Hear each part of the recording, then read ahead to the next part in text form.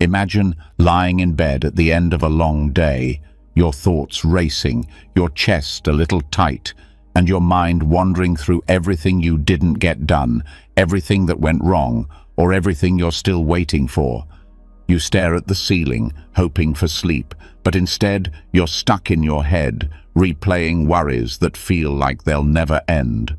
But let me ask you this: what if tonight could be different? What if instead of clinging to stress, you could let it all go?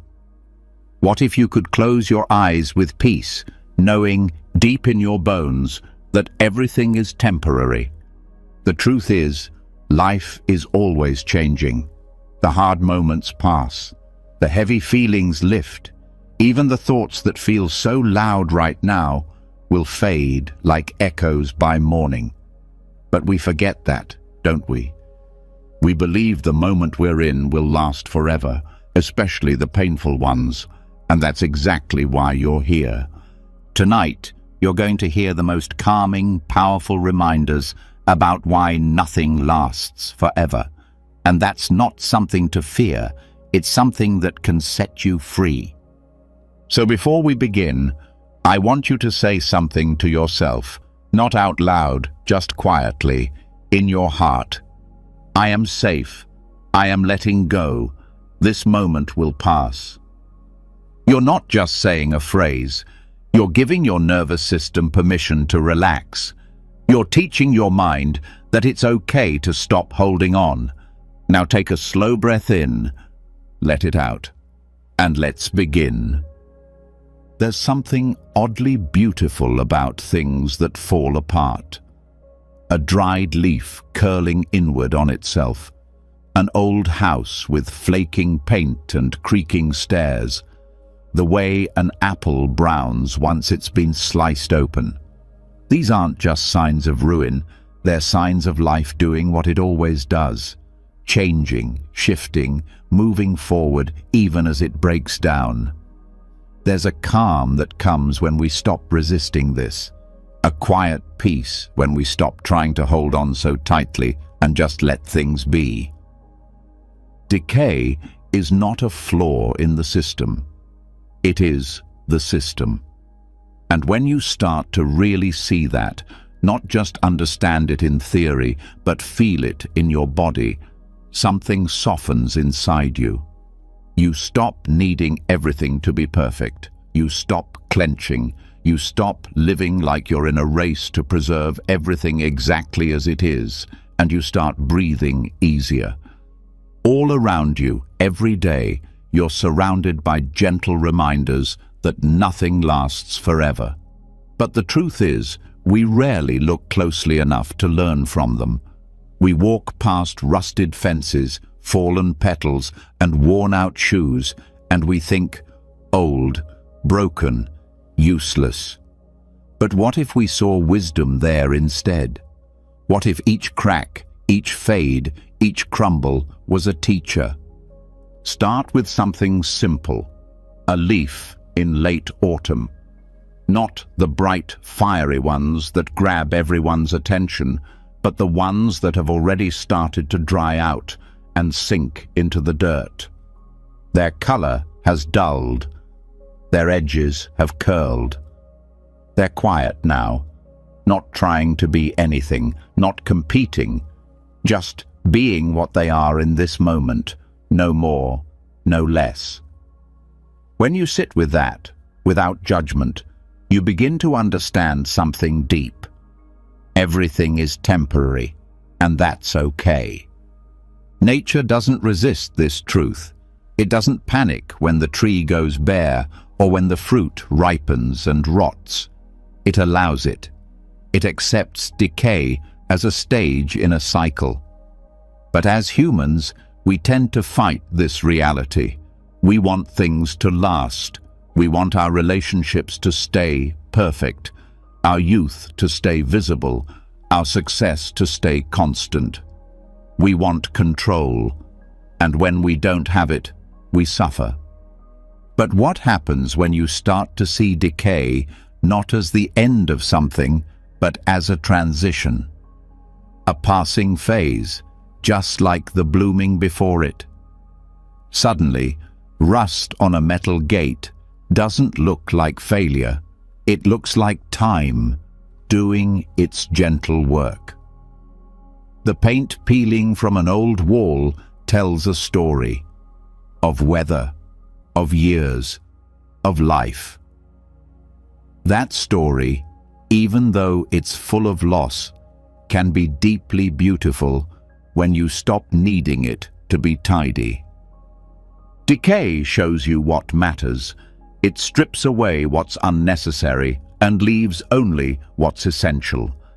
That's why people who've lost something often speak with such clarity. They know what can't be taken. They've seen what remains when everything else has faded. And that knowing, painful though it may be, can be profoundly grounding. Watch how a fallen tree becomes home to insects, how it feeds the soil, how it breaks down slowly, without protest. There's no rush, no complaint, just a quiet transformation. And in that silence is a kind of healing, a reminder that letting go doesn't mean losing. Sometimes it means returning to the earth, returning to truth, returning to peace. Decay can teach you patience. Nothing happens overnight. Mold doesn't appear the second fruit is left out. It starts slowly, invisibly. The changes are tiny at first, just a spot, just a softness. And yet, over time, everything transforms. In a world where we want quick answers and instant fixes, decay teaches the long rhythm, the rhythm of seasons, of years, of lifetimes. And here's something even more powerful. Decay teaches humility. It reminds you that you're not separate from the natural world. You too are changing. You too are softening, fading, becoming. No matter how strong you are today, your body will slow, your hair will gray, your voice will quiet. And that's not a tragedy. That's life honoring its promise to keep flowing. There's a reason why old objects often feel sacred. A grandmother's worn book, a faded photograph, a cracked teacup. It's not because they're valuable in a material sense. It's because they carry the texture of time. You touch them and you feel presence. You feel all the hands that held them before, all the stories that soaked into their edges. There's reverence in that. Not because they're perfect, but because they lasted long enough to fall apart. If you're always trying to preserve, to keep things untouched, to stop them from changing, you will suffer. Because that fight is never won. The flowers will wilt, the roof will leak, the skin will wrinkle. And still, life will go on. Still, beauty will remain. Just a different kind of beauty. A softer one. A quieter one. Look again at rust. It's not just a breakdown of metal. It's what happens when air and water meet steel and stay a while. It's not destruction. It's transformation. And maybe that's what most decay is. A slow, honest transformation. The kind you can't fake. The kind that doesn't need to impress anyone. When you learn to sit with this process, something in you will shift. You'll stop needing everything to be new, untouched, flawless. You'll begin to see value in wear and tear, in things that have been used, loved, weathered. Because those things tell the truth. They don't pretend to be anything they're not. They just are. Watching decay can even help you heal from grief. Not by taking the pain away, but by helping you understand that endings are not wrong. They're natural. That ache you feel when something ends is not a punishment. It's proof that it mattered. And once you see that, You can begin to let go, not with bitterness, but with grace. There's something deeply human about loving something that's falling apart. A chipped mug you refuse to throw out. An old sweater with holes you still wear. A face lined with age that feels more alive than any smooth surface ever could. This is where the heart speaks, not in perfection, but in memory, in presence, in tenderness. This practice of watching decay isn't about becoming cold or detached. It's the opposite. It's about softening your grip so you can hold the moment more gently. When you know it won't last, you start to pay attention. You stop taking things for granted. You savor, and in that savoring, life becomes deeper, fuller, realer. Control is often just fear in disguise. Fear that if you don't hold tight, everything will slip away. But watching decay shows you that things will slip away no matter what. That's not a failure, it's a mercy. Because when things fall apart, space is made. New growth becomes possible.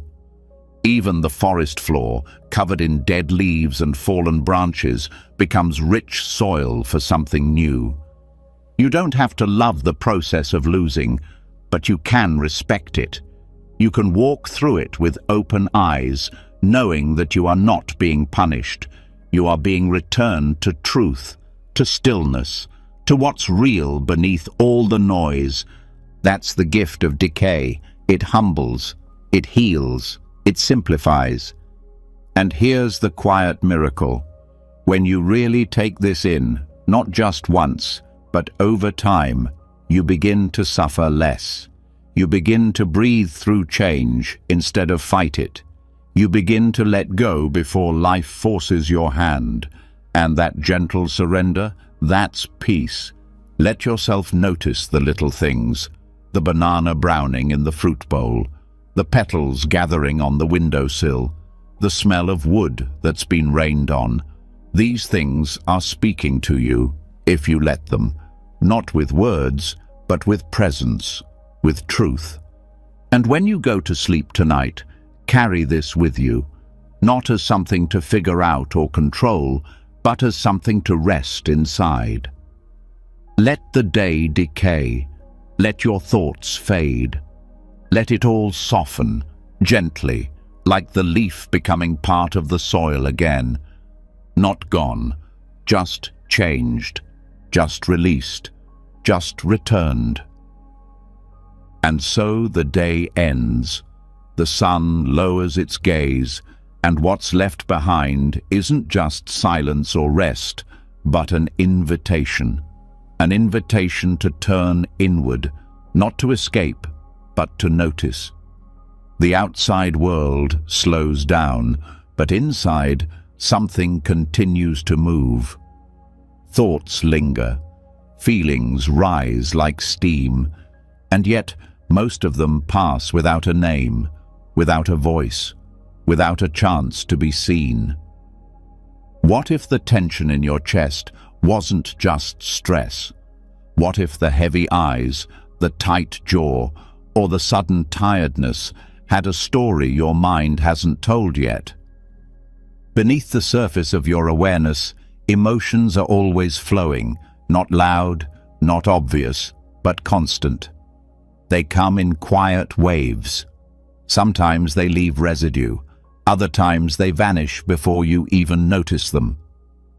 This is the space where most of our suffering begins, not from what we feel, but from what we never pause to feel fully. And yet, it's also where our healing can start. So much of our inner world moves in invisible time. These aren't the emotions you talk about easily, not the ones you label or share.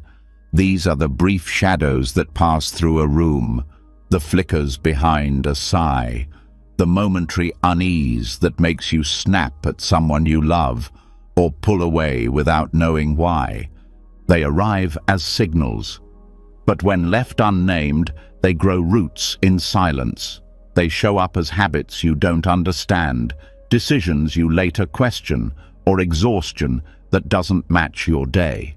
That is the cost of ignoring these unnamed visitors. They stay longer when you don't greet them. Most people walk through life responding to what's happening outside, unaware that their reactions are being shaped by what's happening inside, often without language. That's what makes these emotions powerful. You're not avoiding them out of weakness, you simply don't realize they're there. They move too quietly, slipping beneath your awareness like wind under a door. But here's something remarkable. Just bringing attention to this hidden current begins to change how it moves. You don't need to dissect every feeling or turn your heart into a puzzle. You just need to notice. To pause for a breath and wonder, what am I feeling beneath this moment? Not what you're thinking. What you're feeling, even if you can't name it right away. The body is often the first to know. A lump in the throat, a twist in the stomach, a strange urge to clean something or leave a room. Before the mind has a chance to translate, the body speaks, and its language is subtle. It speaks in weight, in warmth, in chill, in tightness. If you start to pay attention to these signals without needing to explain them, you begin to build a bridge between the visible and the invisible, between what you know and what you sense. This is not about fixing emotions, it's about letting them pass. Like clouds through an open sky. You don't hold on to them, you don't push them away, you let them come and you let them go. That's how they stay small. When you cling to an unnamed feeling, it stretches into something else, something louder. It becomes irritation or sadness or guilt. But at its start, it was only a brief flicker. Something light enough to float away if you had only noticed it. Many emotions arise not from the present moment, but from the leftovers of previous ones. That awkward encounter 5 days ago, the quiet resentment you didn't voice, the fear you carried all week but kept covering up with distractions. They don't disappear just because you didn't talk about them. They change shape, they find new exits. And without your awareness, they begin to steer the wheel. When you start naming what you feel, even with just a whisper of attention, you interrupt that pattern. The emotion becomes a visitor, not a driver. It doesn't need to take over. It simply needs to be felt and allowed to leave. Some of the most powerful emotional shifts happen when you begin to notice the gap between feeling and reaction. That space, no matter how small, is where freedom lives. Most people miss it. They feel something and immediately respond. Defensiveness, anger, withdrawal, avoidance. But when you begin to recognize the feeling before the reaction, you create space, a breath, a choice. And that's when real peace begins. Not when you stop feeling, but when you stop reacting without knowing why. Even joy has unnamed layers. That burst of energy from music, that sudden lightness in your step when you see someone you care about. Sometimes you don't notice these moments either. Not because they're painful, but because they're brief, subtle. You miss them while chasing bigger feelings. But if you learn to stop and feel them fully, you'll see that joy, like grief, often visits in quiet, short waves. We tend to think emotions need words, but many of them don't. They only need space. They need breath. They need you to pause without judgment. Naming can help, yes, but presence is what really allows them to pass. Being with them, not analyzing them. It's helpful to think of your inner world like a river. Some parts of it are loud and crashing, big feelings like heartbreak, rage, excitement. But underneath, there's always a deeper, slower current. This is where the subtle emotions live, the ones you've carried for years without knowing, the ones that speak not in words, but in patterns, in how you sleep, how you speak, how you hold yourself when no one's watching. And the most beautiful thing is that this current can change, not by force, but by gentle awareness. Each time you sit quietly with yourself and ask, "What's here right now?" you're clearing the water. You're letting what's stuck begin to move again. You're creating a life where you don't just function, you feel, and you understand what you feel. There is no need to become an expert in your own pain. You're not trying to build a perfect emotional vocabulary. You're trying to soften, to notice, to make space inside your life for the feelings that have been hiding behind productivity, perfectionism, and pressure. Sometimes, all it takes is one breath. One question asked gently, "Is this mine? Or is this something I picked up along the way?" You'll be surprised how often the answer is, it was never yours to hold in the first place. Maybe it came from your past, from your family, from something you were never allowed to express. But when you name it, when you feel it, it loses its grip. There's freedom in admitting you don't know exactly what you're feeling, because in that honesty, you open a door. You say to yourself, "Whatever this is, I'm willing to feel it." And that's when things start to move, not through force, through permission. The goal is not to avoid these invisible feelings. The goal is to feel them early, gently, before they turn into something heavier, like noticing a breeze before it becomes a storm.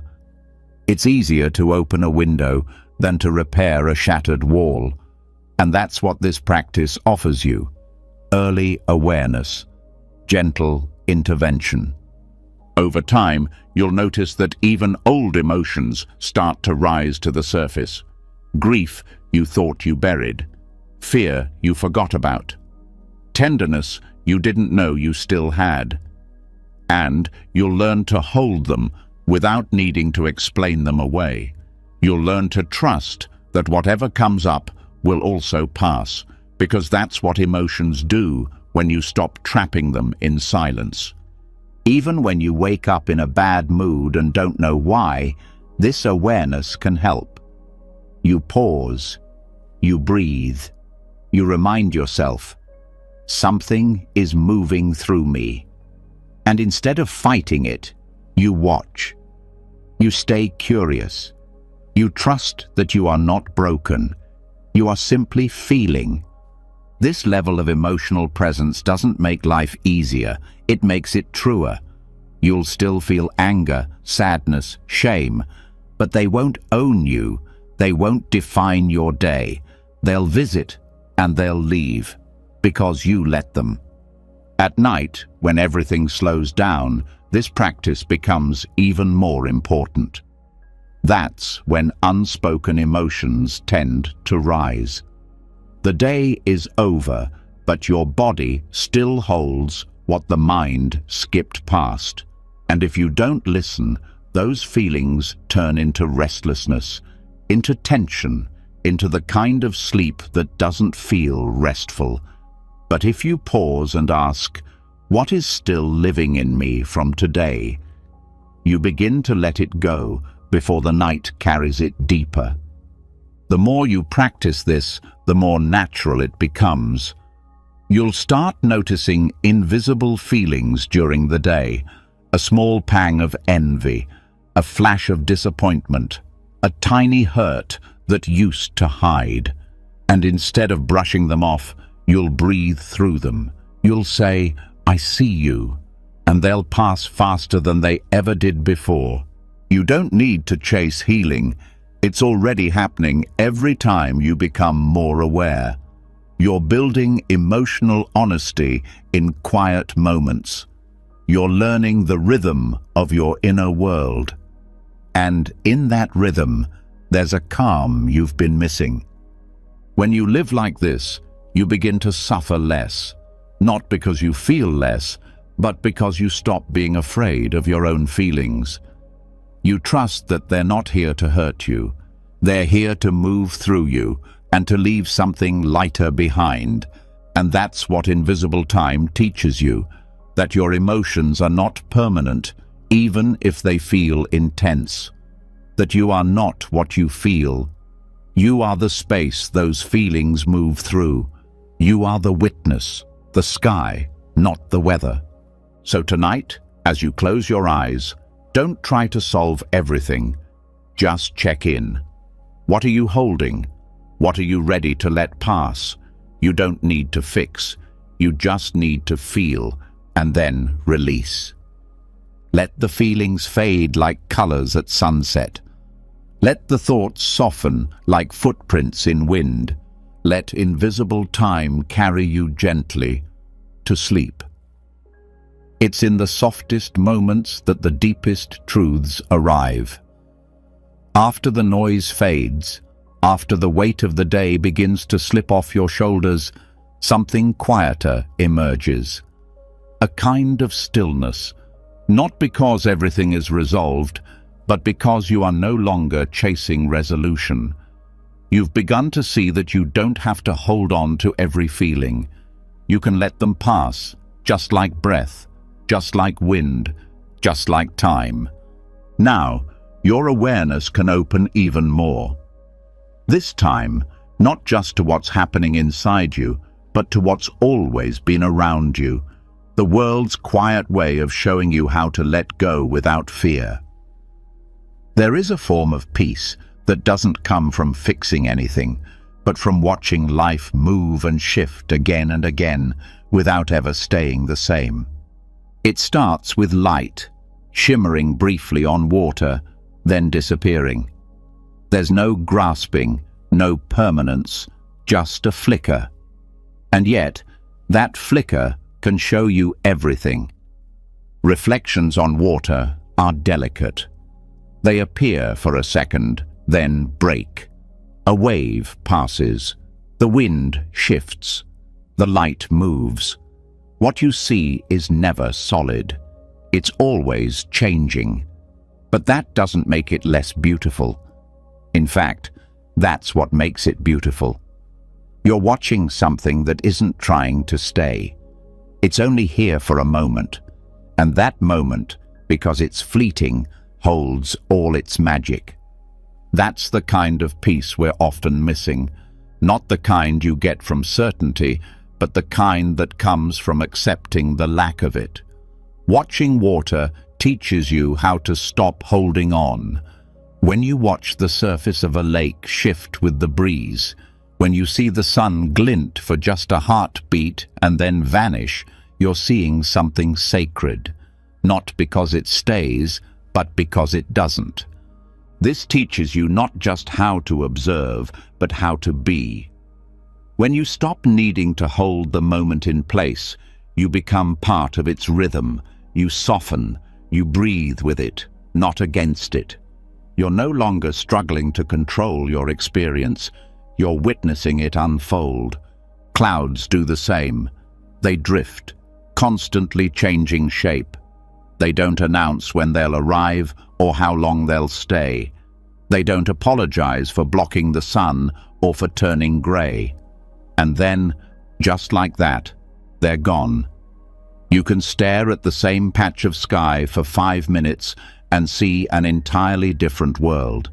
This gentle shift reminds you that everything you experience, every thought, every emotion, every worry, will move too if you let it. Even the tide doesn't resist change. It comes in, it goes out. It never tries to stay high or avoid going low. It surrenders to the pull over and over again. In that rhythm, there's wisdom. There's no rush, no urgency, no need to be more or less, just a natural ebb and flow that always knows what to do next. When you begin to watch nature not as scenery, but as teacher, your relationship to life changes. You start to notice how peace doesn't come from silence alone. It comes from presence, from being fully with what is, without needing it to last or look different. The sunlight on a pond, the way it dances in patterns you couldn't plan, shows you that even brief beauty can be enough. You don't need to own the moment to feel it.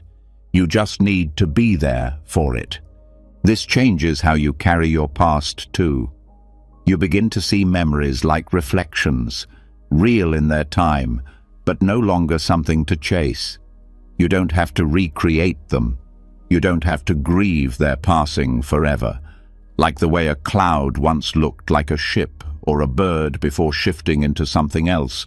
Your memories shaped you, but they don't have to define you. They can live in your heart, like sunlight lives on water, just passing, just visiting. Nature teaches you the truth of impermanence without saying a word. When you watch shadows move across the ground, when you follow the way light filters through trees, you learn to hold space for things that are always changing. You stop asking the world to freeze for you. You stop wishing for time to slow down. Instead, you start to walk with time, gently, like a friend. There's peace in knowing you don't need to understand everything. You don't need to catch every wave or name every cloud. You just need to stay open to what arrives. That openness allows life to surprise you, to soften you, to free you. You're not here to capture every moment. You're here to live through them, letting each one show you something you couldn't have found any other way. This isn't about detachment or indifference. It's about connection without clinging, loving fully without needing permanence. When you stop holding things too tightly, you actually feel them more, because your fear of losing them no longer stands in the way. Watching moving water shows you what gentle acceptance looks like. It flows around rocks, over roots, around debris. It doesn't get stuck. It adapts, and somehow, in that movement, it finds its way forward. Always. Let that teach you something about your own life, about how you respond when things don't go as planned, about how you deal with loss, with change, with endings. When you realize that even the most beautiful reflections fade, and that's not a tragedy, it's just what they're meant to do, you stop resisting what comes next. You begin to feel peace in moments you would have overlooked before. The way morning light hits your wall, the shadow of leaves swaying in the breeze, the way your breath moves softly through your body when you pause.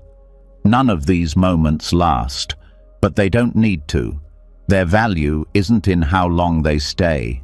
It's in how fully you notice them while they're here. This is what anchors you, not certainty, not control, but presence. The decision to meet each moment as it is, and then let it go. When you live this way, you begin to trust that something new is always arriving, that no experience is wasted, that no feeling needs to be permanent to be meaningful. The world is full of reminders, the sparkle of dew, the hush of wind through grass, the dance of rain on windows. Each one shows you how to be alive without needing to hold the moment forever. That's not weakness, that's wisdom. And it makes your relationships deeper too. When you stop trying to make people or moments last forever, you appreciate them more. You speak more gently, you listen more fully. You realize that presence is the most generous gift you can give, because it means you're not somewhere else in your mind. You're right here with them now. Nature doesn't worry about what's next. It doesn't ask, was this enough? It just continues with grace. It gives you permission to stop performing, to stop rushing, to stop needing everything to add up to something. Sometimes the moment is enough, even if it's brief. Sometimes the sunlight only hits the water once. Sometimes the wind shifts and the reflection disappears. And that's okay. That's what makes peace possible, not avoiding change, but embracing it. Seeing it not as loss, but as life moving in its natural way. You don't have to fight it. You don't have to explain it. You just have to let it in. And in letting it in, you'll begin to notice something else too. You don't need as much as you thought. You don't need constant progress or answers or clarity. Sometimes all you need is stillness, a breath, a window, a moment of sunlight. And that moment, though it passes, leaves something behind. A quiet imprint, a small shift. A memory not of what you held, but of what you let go. So when you wake tomorrow, or when you find yourself anxious in the middle of the day, remember the water, the light, the sky. Not because they last, but because they don't. Not because they offer solutions, but because they show you how to stay soft in a world that's always changing. And as you fall asleep tonight, know this: the peace you're looking for isn't somewhere far away. It's already here, in the quiet, in the dark, in the way your breath moves in and out. Just like the tide, just like the clouds, just like the sunlight that flickered and left a little warmth behind. The day's light faded, the reflections dimmed, and with them went every small shimmer that came and went without asking for your attention. They never stayed long. They never needed to. That was their gift, passing beauty that didn't require permission to leave. What remains is the quiet knowing that nothing stands still, and in that knowing, something shifts inside you. The need to hold loosens. The need to rush quiets. But there's still something else, something even more delicate. The things so small, so subtle, they go unnoticed, even in our calmest moments. These are the micro moments, and they are the ones that change everything. There are pauses in your life that vanish the second they arrive. A breeze that crosses your skin with just the right temperature. The way someone says your name without thinking about it. A child's glance that holds a question you don't answer in time. These moments don't leave behind stories. They leave behind traces, barely felt, quickly forgotten, but deeply real. They're not loud. They don't demand reflection. But they are where presence lives in its purest form. Every day, these micro moments pass through your life like sparks. Most vanish unnoticed, not because they weren't meaningful, but because they weren't dramatic. In a world obsessed with milestones, we forget how much life happens between them. But these in-between moments are often where connection, clarity, and joy first appear. A sip of tea while the steam rises. The 2 seconds of eye contact with someone before a smile. The sound of your own laugh surprising you. None of it repeats in exactly the same way. Even if you try to recreate it, you'll find it changed. The temperature, the angle, the rhythm, different. That's what makes it precious. And once you see this clearly, it's impossible to unsee. We're taught to aim for the big things, the celebrations, the achievements, the bold changes. But the fabric of a good life isn't stitched from grand events. It's woven from the ordinary things we overlook. The way your hands feel while folding laundry, the faint scent of something sweet in the hallway, the sensation of laying your head on your pillow at just the right angle. You may never notice them again, but you were there. They happened. They mattered. This awareness doesn't just sharpen your attention, it softens your heart. You begin to notice beauty in places you used to rush past, a door slightly open, letting in just enough light. The feeling of quiet in a room where no one speaks. The first second after you wake up, before thoughts begin. These are moments that hold no story, but they offer a depth that words can't hold. The practice of noticing micro moments is not about chasing mindfulness. It's not a task. It's an openness, a kind of listening that happens without effort. You don't need to do anything extra. You just need to stop skipping ahead. Stay in the part of life that's happening now, even if it feels like nothing is happening at all. This shift in awareness changes how you relate to time. Life starts to feel longer, not because more happens, but because you're finally present for what is happening. When you're aware of these tiny instances, you stretch time in a way that creates more depth without needing more hours. You'll also find that appreciation begins to grow naturally. Gratitude becomes less of a list and more of a presence. You stop needing reasons to feel thankful.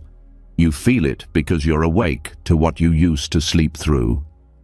That moment when your favorite song starts to play. The brief stillness before rain. A stranger holding the door just long enough. It's all alive. Even difficult days begin to offer something. Not because they're pleasant, but because they, too, contain flashes of tenderness. A shared glance with someone else in pain. A deep breath that steadies your heart.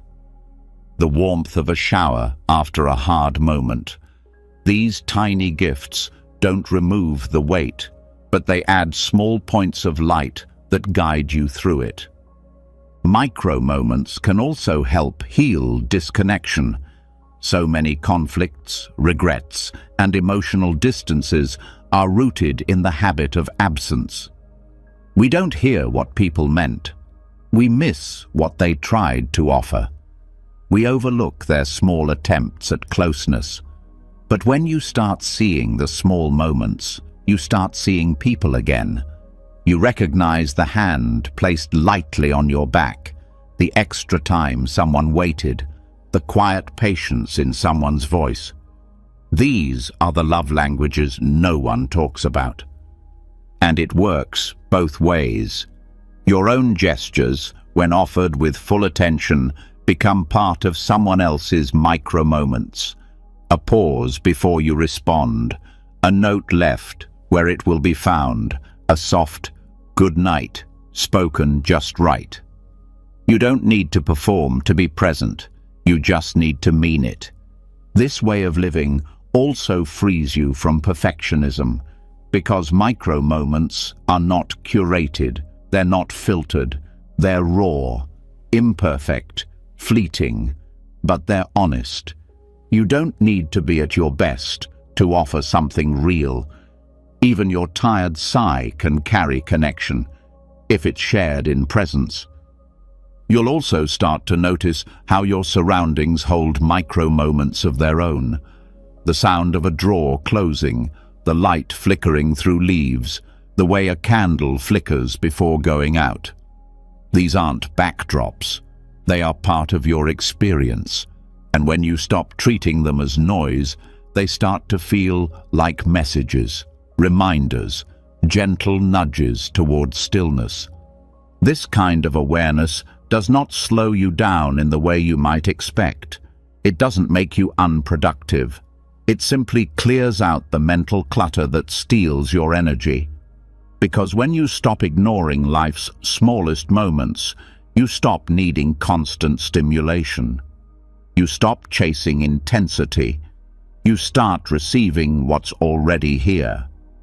There's also a sense of relief that comes with this practice. You don't need to wait for the right time to feel whole. You don't need to reach a goal to feel grounded. You can feel it in the now, even in the smallest version of it, even in a passing breeze, even in silence. This allows you to meet your emotions differently too. When you're deeply present, sadness becomes less overwhelming. Joy becomes less elusive. You're no longer chasing or avoiding, you're simply experiencing.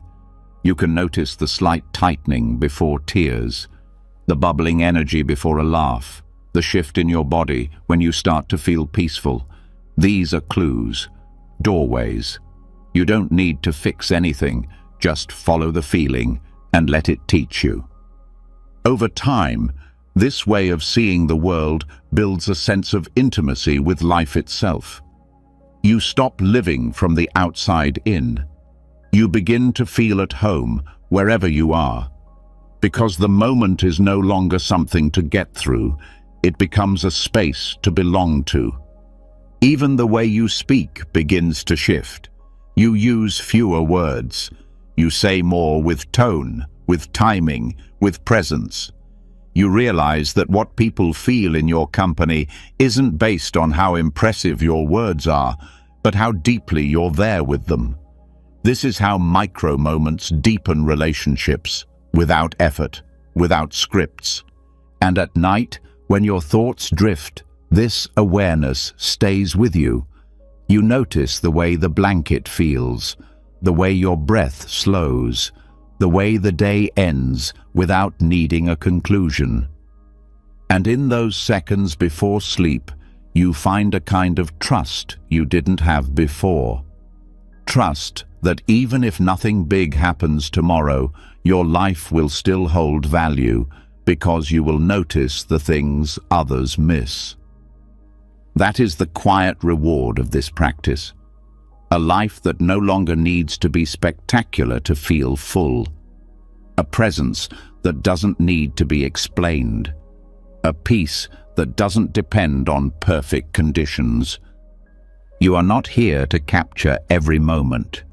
You are here to notice the ones that are already slipping by. And in doing so, you don't just extend time, you deepen it. You don't just witness life, you participate in it, fully, softly, one tiny, irreplaceable moment at a time. Even the smallest moments we miss carry weight. The brush of a glance, the breath before a reply, the pause that felt like it meant more. These micro moments teach us presence. But not every moment leads to understanding. Not every sentence ends with peace. Some stories stop in the middle. Some voices go quiet before you're ready. Some answers never arrive. And yet, life keeps moving. There's a quiet ache that lives inside unfinished conversations. The kind you keep replaying in your head. The ones you wish you'd handled better. The ones that ended too soon or never really ended at all. You carry their weight in subtle ways, through hesitation, through old tension in your body, through words you still practice in silence. It's easy to think that closure is the only way to let them go. But there is another path, a softer, quieter one, the path of allowing. Not every relationship will reach clarity. Not every misunderstanding will be corrected. Not every apology will come. Sometimes people leave, physically or emotionally, without saying goodbye. Sometimes you grow out of each other without realizing it until it's too late. Sometimes the silence stretches so long that picking up where you left off feels impossible. This is part of being human. Not every thread ties neatly. There is peace in no longer chasing the conclusion. Because the more you demand resolution, the longer the wound stays open. The more you rehearse what you would have said, the more power that absence holds over you.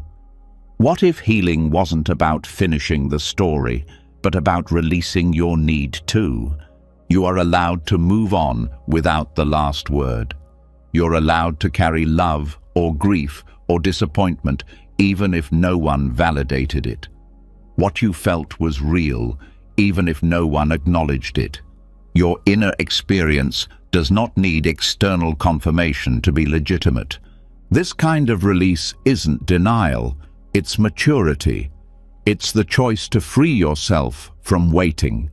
Waiting for someone else's readiness, waiting for circumstances to align, waiting for the right moment to rewrite what's already done. That waiting can keep you trapped for years. It's a kind of emotional paralysis, and it ends the moment you accept that closure might never come from outside you. What if the silence you received was the answer? What if the conversation not had was a boundary in itself? Sometimes people say what they mean through absence, through avoidance, through a choice not to engage. That doesn't make your pain less valid, it just invites a different kind of listening, one that doesn't demand words. Unfinished conversations teach you to listen with your whole life, not just your ears. They teach you to accept that people leave with pieces of you, and that doesn't mean you're broken. It means you opened. It means you shared. And sometimes the sharing wasn't returned. That's hard, but it's also part of loving. You can honor what you didn't say without needing to say it now. Some things are meant to stay unspoken, not because they weren't important, but because they served their purpose just by existing inside you. The unsent letter, the unsaid apology, the thought that still echoes when you pass their name. These are not failures. They are reminders that the heart continues even when the dialogue ends. Grief often hides in these unfinished spaces. Not just grief for people who are gone, but for versions of yourself you never got to explain. The younger you who needed comfort. The angrier you who didn't know how to speak with care. The you who stayed quiet out of fear. It's okay to grieve those selves too. Closure sometimes looks like holding space for who you were without needing to justify it. There's also a quiet dignity in not chasing people who aren't willing to meet you where you are. You don't need to force a return. You don't need to beg for understanding. If someone walked away without giving you peace, you can still choose to create your own. That's not bitterness, it's inner strength. It's choosing to water your own roots rather than waiting for someone else to pour. Some of the most transformative growth happens when you stop rewriting the past and start creating from the present. When you let the unanswered be part of the landscape, not a flaw to fix. This allows you to soften around the pain. It stops being sharp. It becomes part of your story's texture. There's also peace in understanding that people often cannot offer closure because they are struggling too. They may not know how to face what happened. They may not have the emotional tools to speak clearly. They may be trapped in their own regrets or confusion. Accepting this doesn't excuse harm. It simply frees you from expecting someone to give what they never learned to give. You can forgive someone without hearing, "I'm sorry." You can find gratitude in a connection that ended in silence. You can hold compassion for someone who hurt you while still honoring your own boundaries. This balance is what emotional freedom feels like. Not needing revenge, not needing explanation, just breathing fully into your own reality. Letting go of unfinished stories doesn't mean forgetting. It means letting them settle into your memory without dragging them into your future. Some of the most powerful resolutions happen in quiet ways.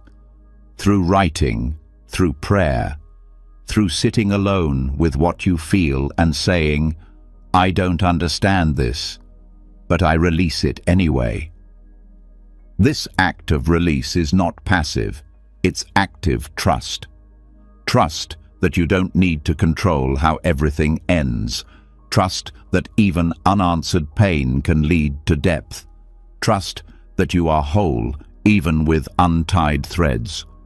Closure is often thought of as a door closing, but sometimes it's simply a breath, a pause, a nod to the fact that life moved differently than you expected. And it's not just about romantic or family relationships. Unfinished conversations happen in friendships, in work relationships, in brief connections that unexpectedly touched something deep. You might not even remember the last thing that was said, only the feeling of distance that followed. That, too, is part of this process. Your nervous system craves resolution because it wants safety, it wants completion. But sometimes the deepest safety comes from teaching yourself that not everything needs to make sense to be okay, that you can still move gently, live fully, even when parts of your past feel incomplete. This is a kind of spiritual maturity, to walk forward without dragging behind every unanswered question, to feel the ache but not let it close your heart, to let silence exist without letting it turn to resentment. That's a strength most people never develop, because it requires a kind of surrender that's not taught in most places. You may never know why someone left, why they didn't respond, why they changed. And yet, you can choose to remain open, not naive, not foolish, but open in the sense that you don't let one ending turn you bitter, that you don't let one silence become your worldview. You are not the words you didn't get to say. You are the presence you bring now, the care you show others, the gentleness you offer yourself when the old memories return. That's where real resolution lives, not in trying to make the past clean, but in bringing clarity to how you carry it forward. And sometimes the healing comes when you stop asking what it all meant, when you allow yourself to sit with the reality that it happened, that it ended, that it changed you, that you are still here, still soft, still capable of love. This is not about pretending things didn't hurt. It's about honoring what did hurt, while no longer letting it shape what comes next. The story doesn't need a perfect ending. It just needs to be allowed to rest. As you continue, notice how even your breath follows this rhythm. It doesn't need to be explained. It just enters and leaves. It doesn't carry every part of your story. It only carries what's needed now. So let that be enough. Let the unsaid stay unsaid. Let the silence be the answer. Let your peace come not from knowing how everything should have ended, but from choosing to begin again, just as you are, in this moment, with nothing left to fix. The story may be unfinished, but you are free to keep living, fully, quietly, completely. You don't need to finish every story to feel whole. Some things close quietly, others never do. But they stop defining you the moment you stop returning to them for meaning. What matters now is how you show up in your life without needing to be the person you were when that story began. And maybe that's the next truth. You're not who you used to be.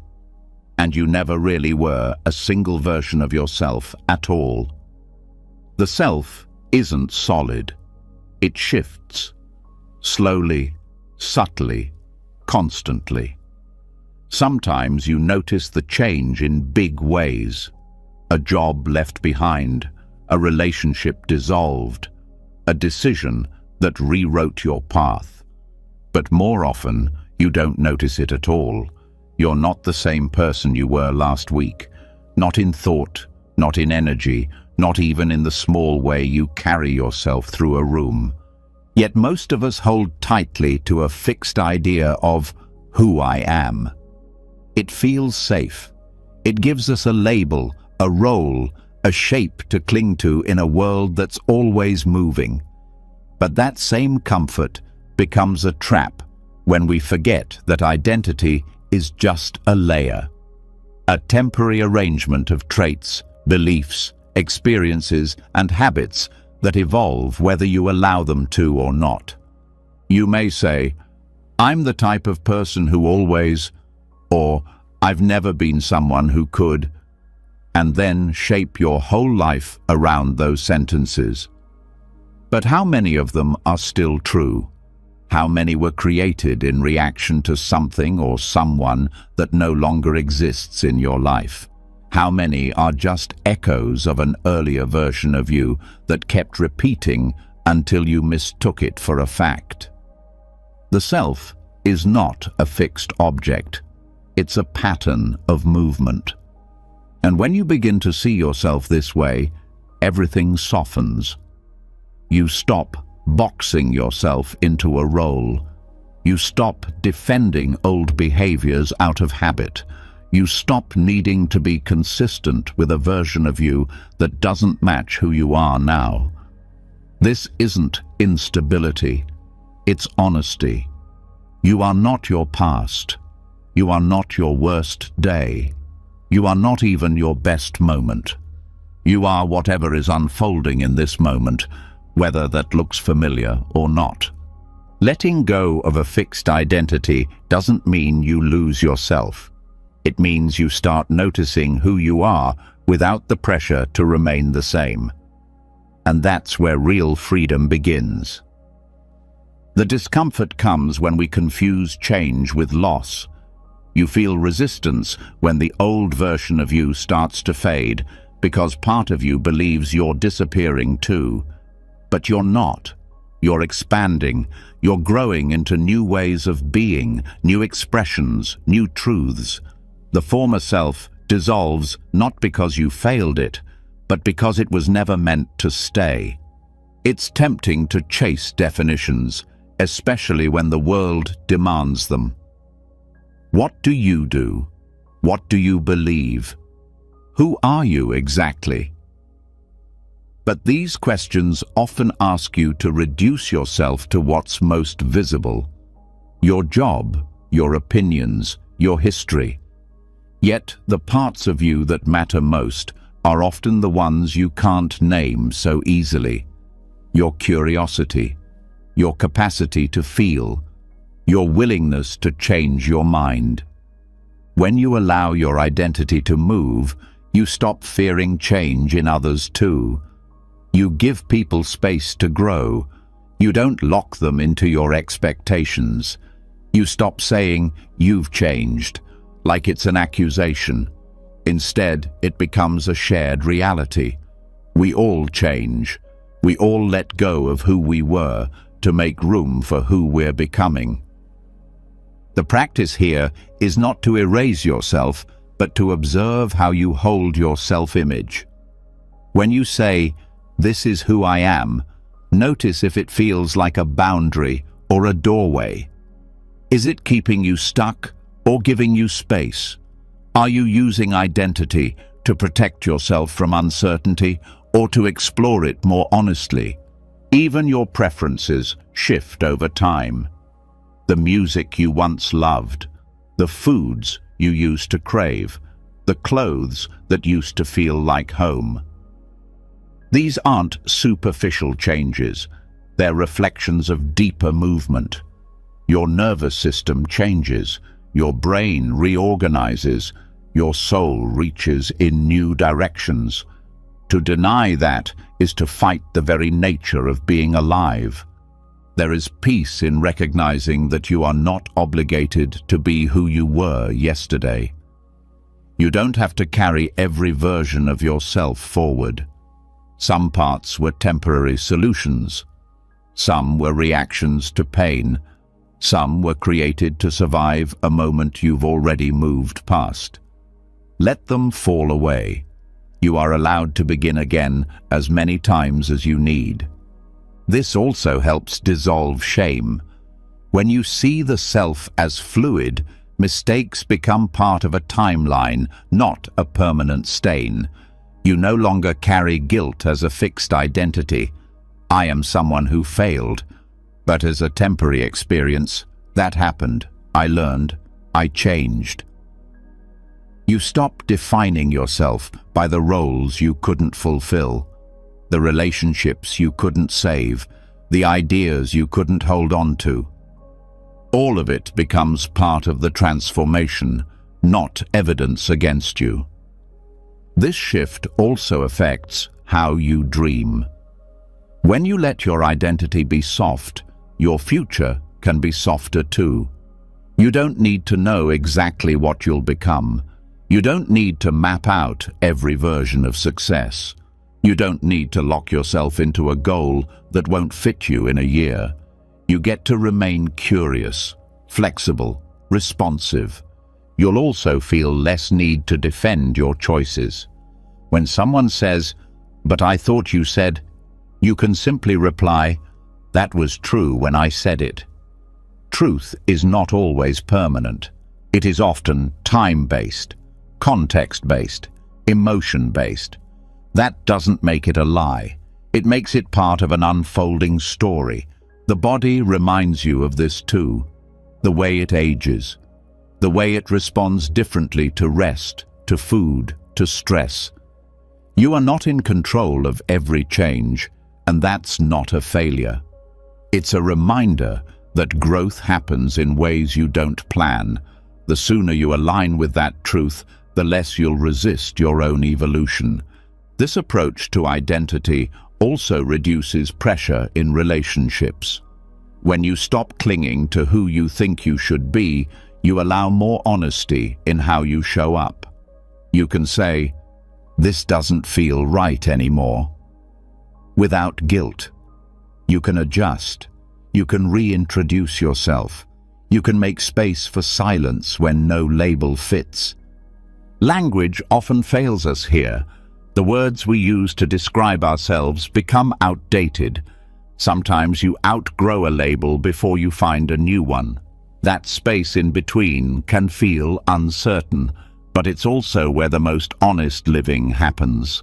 Between definitions, between certainty, between the need to explain. Let the self be a process, not a product. Let it be an unfolding. Let it contradict itself. Let it dissolve and rebuild. Let it pause. Let it rest. Let it not make sense. Because the more you try to hold your identity in place, the more you limit your own becoming. There's nothing unstable about change. What's unstable is the belief that you must stay the same to be loved, to be trusted, to be known. But the people who truly see you will honor your shifts. They'll grow with you. They'll meet you again and again as you meet yourself. In spiritual practice, this is called impermanence, not just the impermanence of objects or relationships, but the impermanence of me, the personality, the voice, the beliefs, even the sense of I that feels so solid right now. It shifts in meditation, it shifts in grief, it shifts in awe, it shifts in sleep. There are moments when the sense of self fades, not in a frightening way, but in a freeing one. You feel something larger than your story, something quieter than your thoughts. And in that space, there is no fixed you to protect, just awareness, just presence, just being. The more you experience this, the less tightly you hold your roles. You may still play them. You may still care deeply, but you know they're temporary. That knowledge doesn't make you careless. It makes you compassionate. You don't need someone to remain the same for you to love them. You don't need to remain the same to be worthy of love. This way of living also helps you recover from judgment.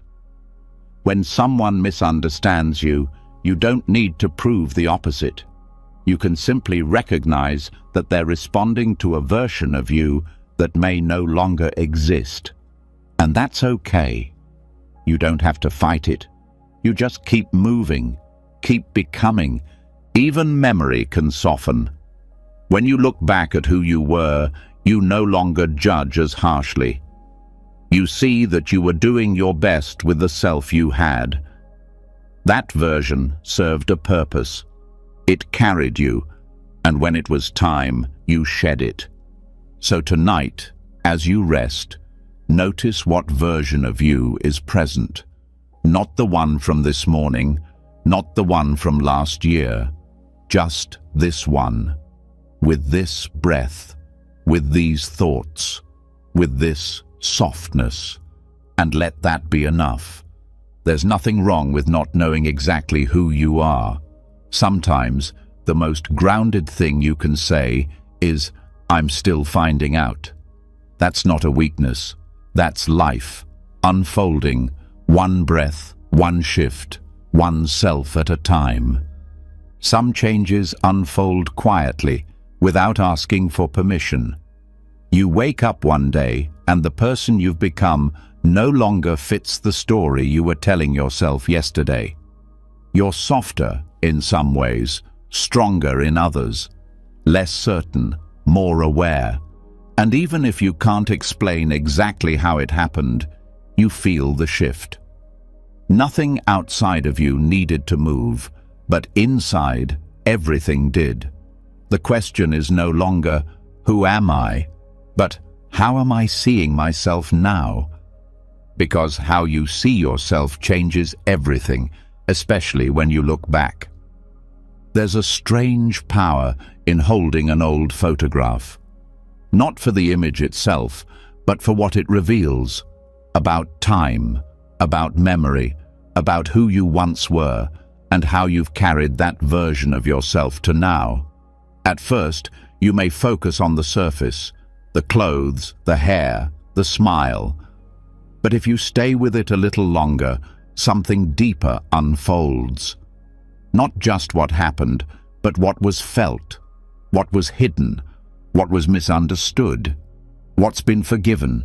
A photo never changes, but you do. And so, every time you look at it again, you bring new eyes. You notice things you missed. The expression that was tight with worry, even though you thought you were fine.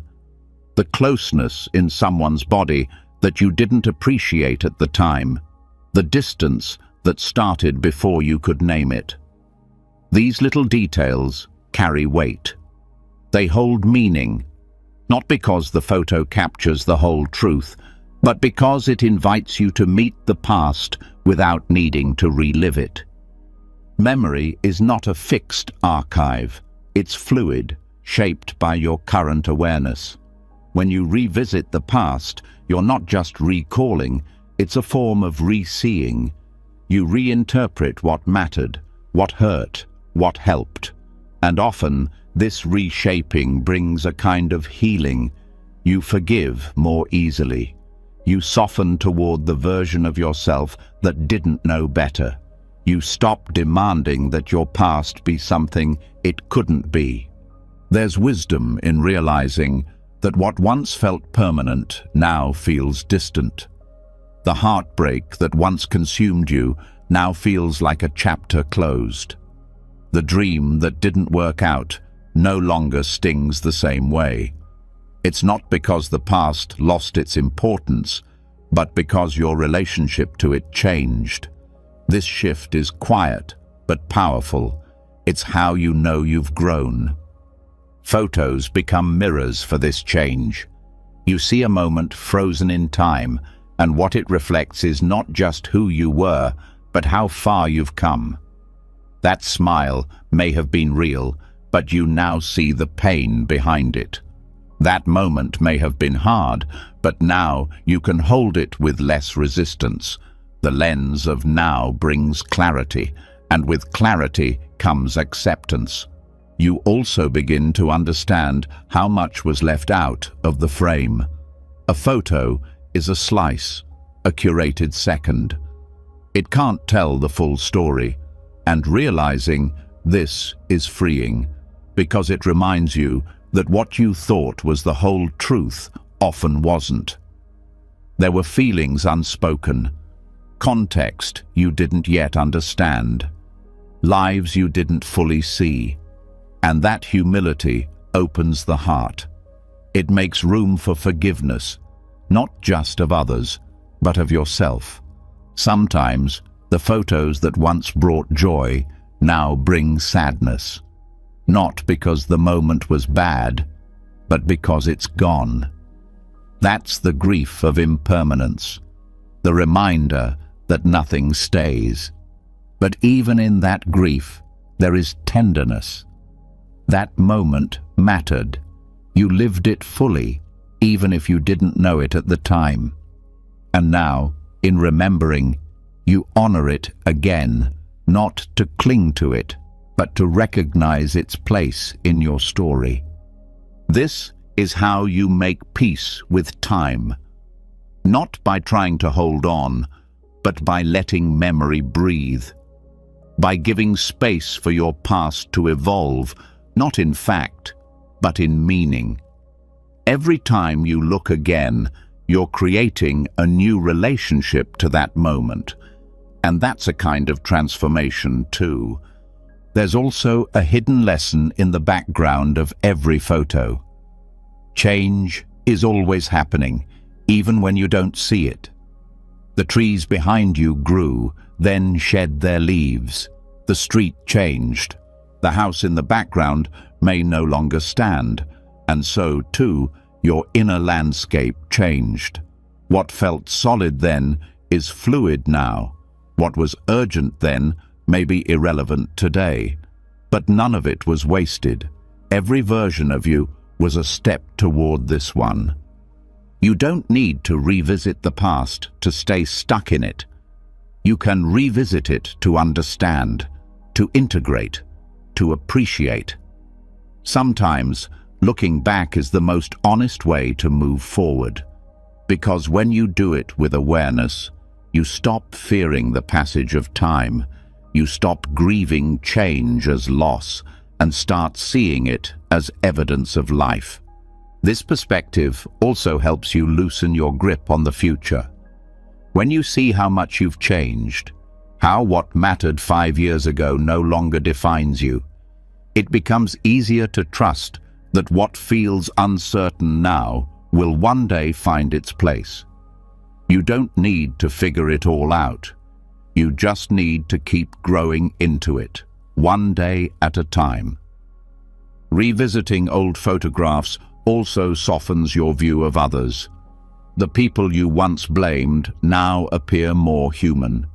You see the tired eyes you missed, the love that was present even in the mess, the care that wasn't always expressed clearly, but was there. You stop needing to rewrite the past. You start seeing it with compassion. Some photos carry weight because of who is missing, faces that are no longer here, places you can't return to. You may never stop missing them, but even that ache transforms. It becomes a thread, not a chain. A memory that lives gently, not as a wound, but as part of your inner landscape. There's also the photo you didn't take, the one you missed, the moment you lived so fully you forgot to document it. And that's its own kind of treasure. Not everything needs to be saved to be real. Not every joy needs a frame. Some moments belong only to the heart, and you carry them not in your phone, but in the subtle ways they changed you. Looking back with new eyes also helps you reclaim the parts of yourself you abandoned, the creativity you let go of, the softness you had before the world hardened you, the wonder you forgot you once held. These pieces are not lost forever. They're waiting to be remembered, to be invited back, not to become who you were, but to carry forward what still matters. This practice is not about nostalgia. It's not about pretending the past was better. It's about honesty, wholeness, seeing all of it, the joy, the confusion, the beauty, the loss, with equal care. Letting it sit beside you like an old friend, not pulling you back, but reminding you of what shaped you. Time is not an enemy. It's a mirror. It reflects your becoming. And when you meet it with openness, you realize you don't need to go back. You just need to go deeper, into the present, into what's real now, into the awareness that everything passes, and that's what gives it value. Tonight, if you hold a photo in your hand, notice what stirs inside you. Let it rise. Let it soften. Let it teach you something you missed the first time. And then, gently set it down. Not because it doesn't matter, but because you don't need to carry it into tomorrow. You are allowed to change how you see your past. You are allowed to hold it with new tenderness. You are allowed to outgrow what once defined you. And in that allowance, you make space, not just for who you were, but for who you're still becoming. Looking back with new eyes allows you to see that even your past wasn't really yours to keep. It was something you passed through, something that passed through you. The moments, the faces, the feelings, they visited, they shaped, they left. You held them for a while, but they never stayed. And the more deeply you feel this, the more gently you begin to live. Everything you've ever experienced has been borrowed. The people you've loved, the time you've been given, the thoughts that cross your mind like clouds. None of it is yours in the way you think. Not permanently, not fully. You don't own the sunlight that warms your skin, the breeze that moves your hair, or even the next breath you take. They arrive without warning, and they leave without explanation. And that truth, rather than taking something away from you, gives everything more meaning. When something is borrowed, you treat it differently. You become careful, not in fear, but in reverence. You stop assuming it will be there tomorrow. You show up with more presence, more respect, more attention. Life begins to feel like a gift, not a possession. This shift can change everything, not by removing your joys, but by deepening your gratitude for them. Even the people in your life are not yours to hold. They come into your story, stay for a while, and then go where they need to go. Sometimes they return, sometimes they don't. But none of them are yours. Not your partner, not your children, not your oldest friend. You share time. You share space. You share moments that shape you both. But nothing is guaranteed. And knowing this doesn't have to bring sadness. It can awaken care. When you stop clinging, you begin to love with more freedom. You give people permission to be who they are, not who you want them to stay. You understand that their path, like yours, is moving. You stop demanding permanence from something that was only meant to be experienced, not owned. Even the version of yourself you wake up with each morning is borrowed. You are not the same from day to day. Your mood shifts, your thoughts come and go, your beliefs evolve. And if you hold them too tightly, You'll feel confused when they no longer fit. But when you see them as temporary visitors, parts of your inner weather, you stop needing to control every internal shift. This recognition brings a kind of inner quiet. The storm doesn't feel so personal. The joy doesn't need to last forever. You start to welcome both, knowing neither was meant to stay, and that allows you to feel more fully, not less. Because you know each sensation is fleeting, each emotion is passing, each thought is simply moving through you, not defining you. Even your experiences are not entirely yours. They are shaped by forces beyond your control, timing, circumstance, other people's choices. You participate in them, yes, but you don't create them from nothing. They are co-authored by the world around you, and that humbles you.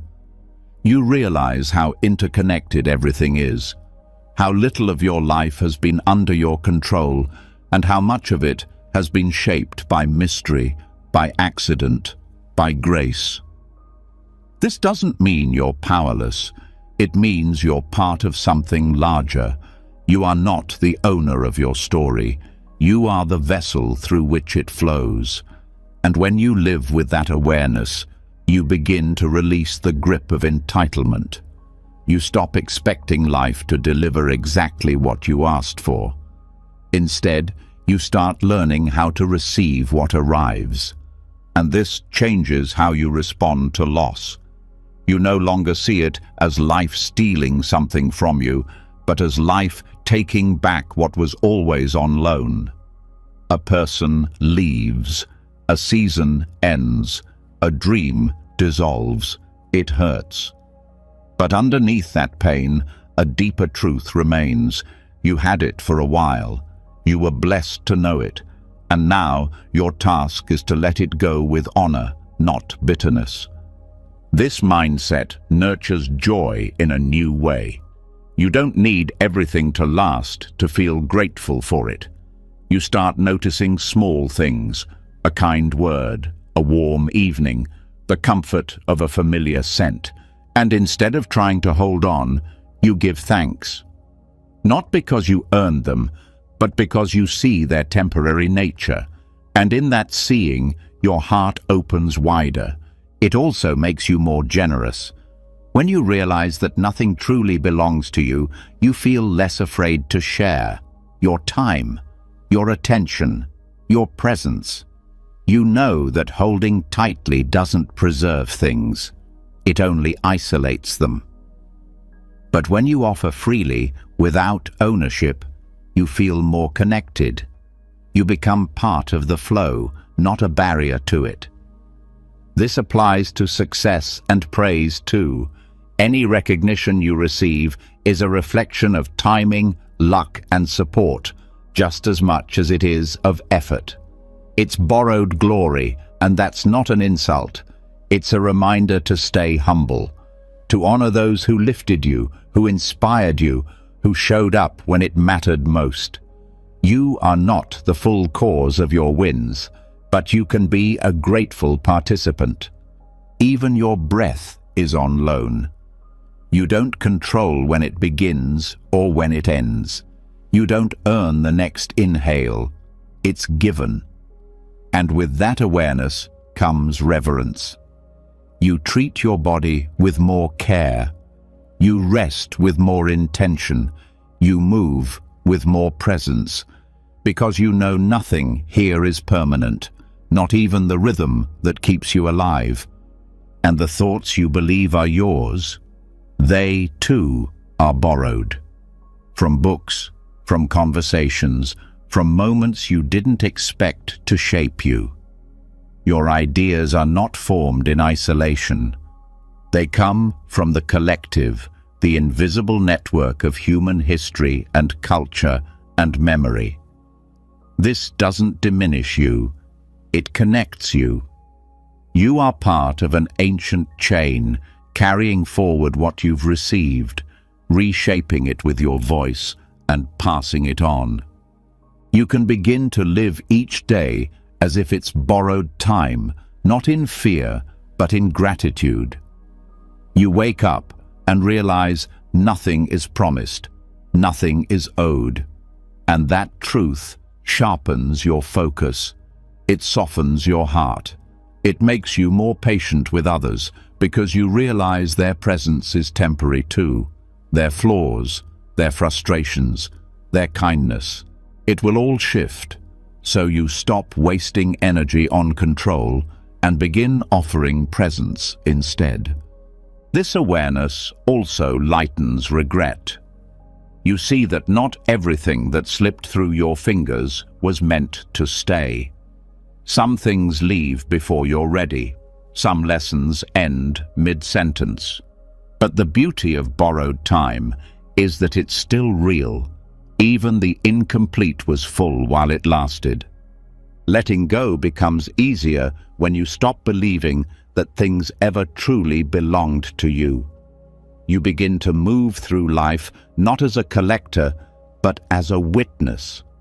Someone who watches with care, who touches lightly, who bows to the sacredness of a fleeting experience instead of trying to hold it down. And when you feel overwhelmed by loss, this understanding becomes your anchor. You don't deny the ache, but you stop fighting the rhythm. You remember, everything here is temporary. Everyone here is passing through, including you.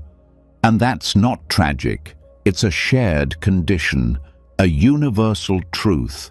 It links you to every being who has ever lived and loved and let go. The more you live this way, the more resilient you become.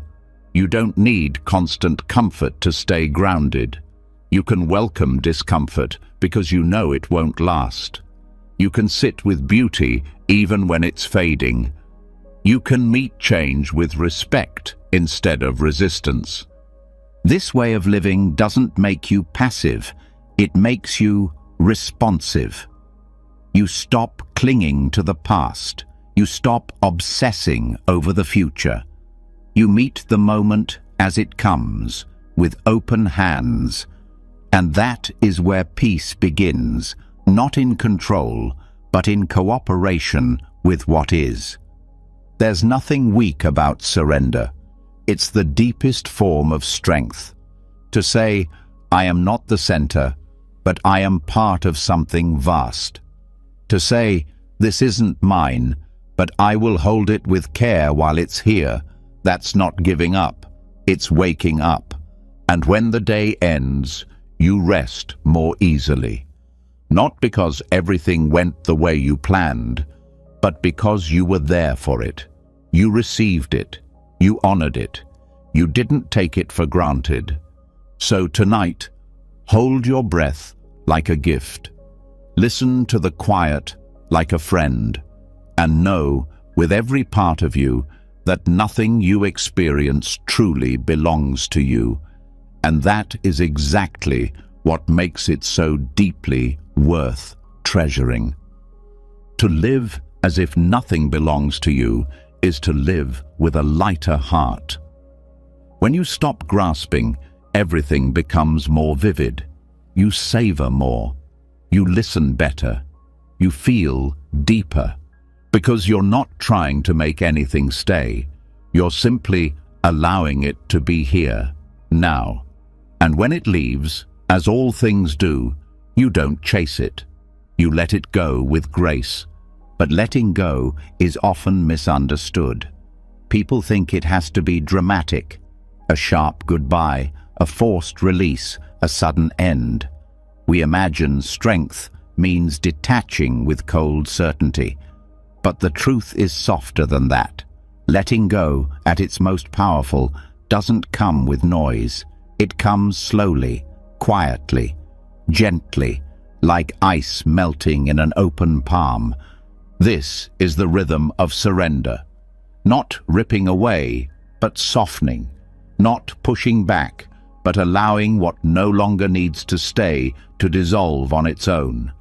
Like an ice cube turning into water. Not with a fight, but with the natural warmth of life itself. Melting teaches us everything we need to know about change. It shows us how form turns into flow, how structure becomes softness, and how holding on too tightly only delays the inevitable without preventing it. Because no matter how long you grip the ice, it will still melt. The question is whether you meet that process with resistance or with reverence. This image, the ice cube melting, is a mirror for every experience we try to hold past its time. Relationships that no longer align, expectations that no longer serve, versions of ourselves we've outgrown. You can keep trying to freeze them in place, but life keeps warming them anyway. Because life is motion, and everything within it is made to change. We often confuse control with care. We think that holding on tightly shows love, that resisting change is proof of commitment. But in truth, the deepest care comes from presence, not pressure. You can hold someone with an open hand and still love them fiercely. You can release a dream with gratitude, not defeat. You can watch something melt and still honor what it was. This is the wisdom of impermanence, not as a harsh truth, but as a quiet invitation. You are not here to preserve every moment. You are here to meet it fully and then let it pass. And the more gently you can do this, the more peace you find in the spaces where certainty once stood. Letting go gently doesn't mean giving up. It means tuning in, listening, noticing when the energy has shifted, when the effort no longer nourishes, when the story has reached its natural conclusion, even if the ending is quiet. It means allowing the shape of something to change without needing to force it back. There is grace in this kind of release. It is a skill, not a weakness. To loosen your grip without bitterness, to bless the moment without needing it to last. To soften, not because you don't care, but because you've learned to trust the process of life more than your desire to control it. Melting doesn't rush. It responds to warmth. And in the same way, your letting go doesn't need to be fast. It only needs to be honest. It only needs to begin with the willingness to stop resisting what's already in motion. Some days, you'll feel yourself softening without even trying. A belief you used to fight for now feels less urgent. A boundary you once feared now feels natural. This is how you know something is melting. Not through force, but through quiet readiness. You're not abandoning yourself, you're evolving. Letting go in this way also makes room for what's next.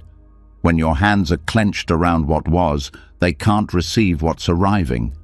But when you release, you create space, not empty space, but open space. And that openness becomes your strength, your foundation, your freedom. Even your thoughts follow this rhythm. A fear rises, stays for a while, then begins to dissolve. A judgment forms, lingers, then fades when no longer fed. When you stop clinging to every thought, they start to melt on their own. Not because you forced them away, but because you gave them no resistance. This applies to emotions too. The pain you try to suppress stays frozen, but when you sit with it, breathe with it, welcome it, it begins to shift. The sadness softens, the anger unravels, the grief, though it remains, becomes easier to carry, not because it's gone, but because it's moving, and movement is healing. Living this way transforms how you see endings. They're no longer failures or losses. They are natural dissolutions. Like ice meeting warmth. Like water returning to flow. You stop fearing endings because you know they don't erase what came before. They simply release it into something new. There's also a deep kindness in letting go gently, not just toward others, but toward yourself. You no longer shame yourself for needing time, for feeling attached, for taking small steps. You stop demanding instant detachment and start practicing slow release. And in that softness, self-compassion grows. Sometimes the hardest part is not letting go of a thing, but letting go of your attachment to how it was supposed to feel. You grieve the version of joy you thought you'd have, the safety you expected, the certainty you depended on, but even those melt with time if you allow them to. There is no right pace for this process, no formula. What melts in seconds for one person might take years for another. And that's okay. What matters is the direction of your heart. Are you moving toward release or away from it? Are you resisting the natural thaw or surrendering to it? This isn't about becoming numb. It's about becoming open, open to change, open to softness, open to what comes when you stop holding so tightly, because what comes next may not look like what you lost, but it may bring you peace in a new form. When you begin to live like this, your relationship to effort changes. You no longer see life as something to conquer. You stop chasing perfect outcomes. You stop needing constant control. Instead, you become more like water.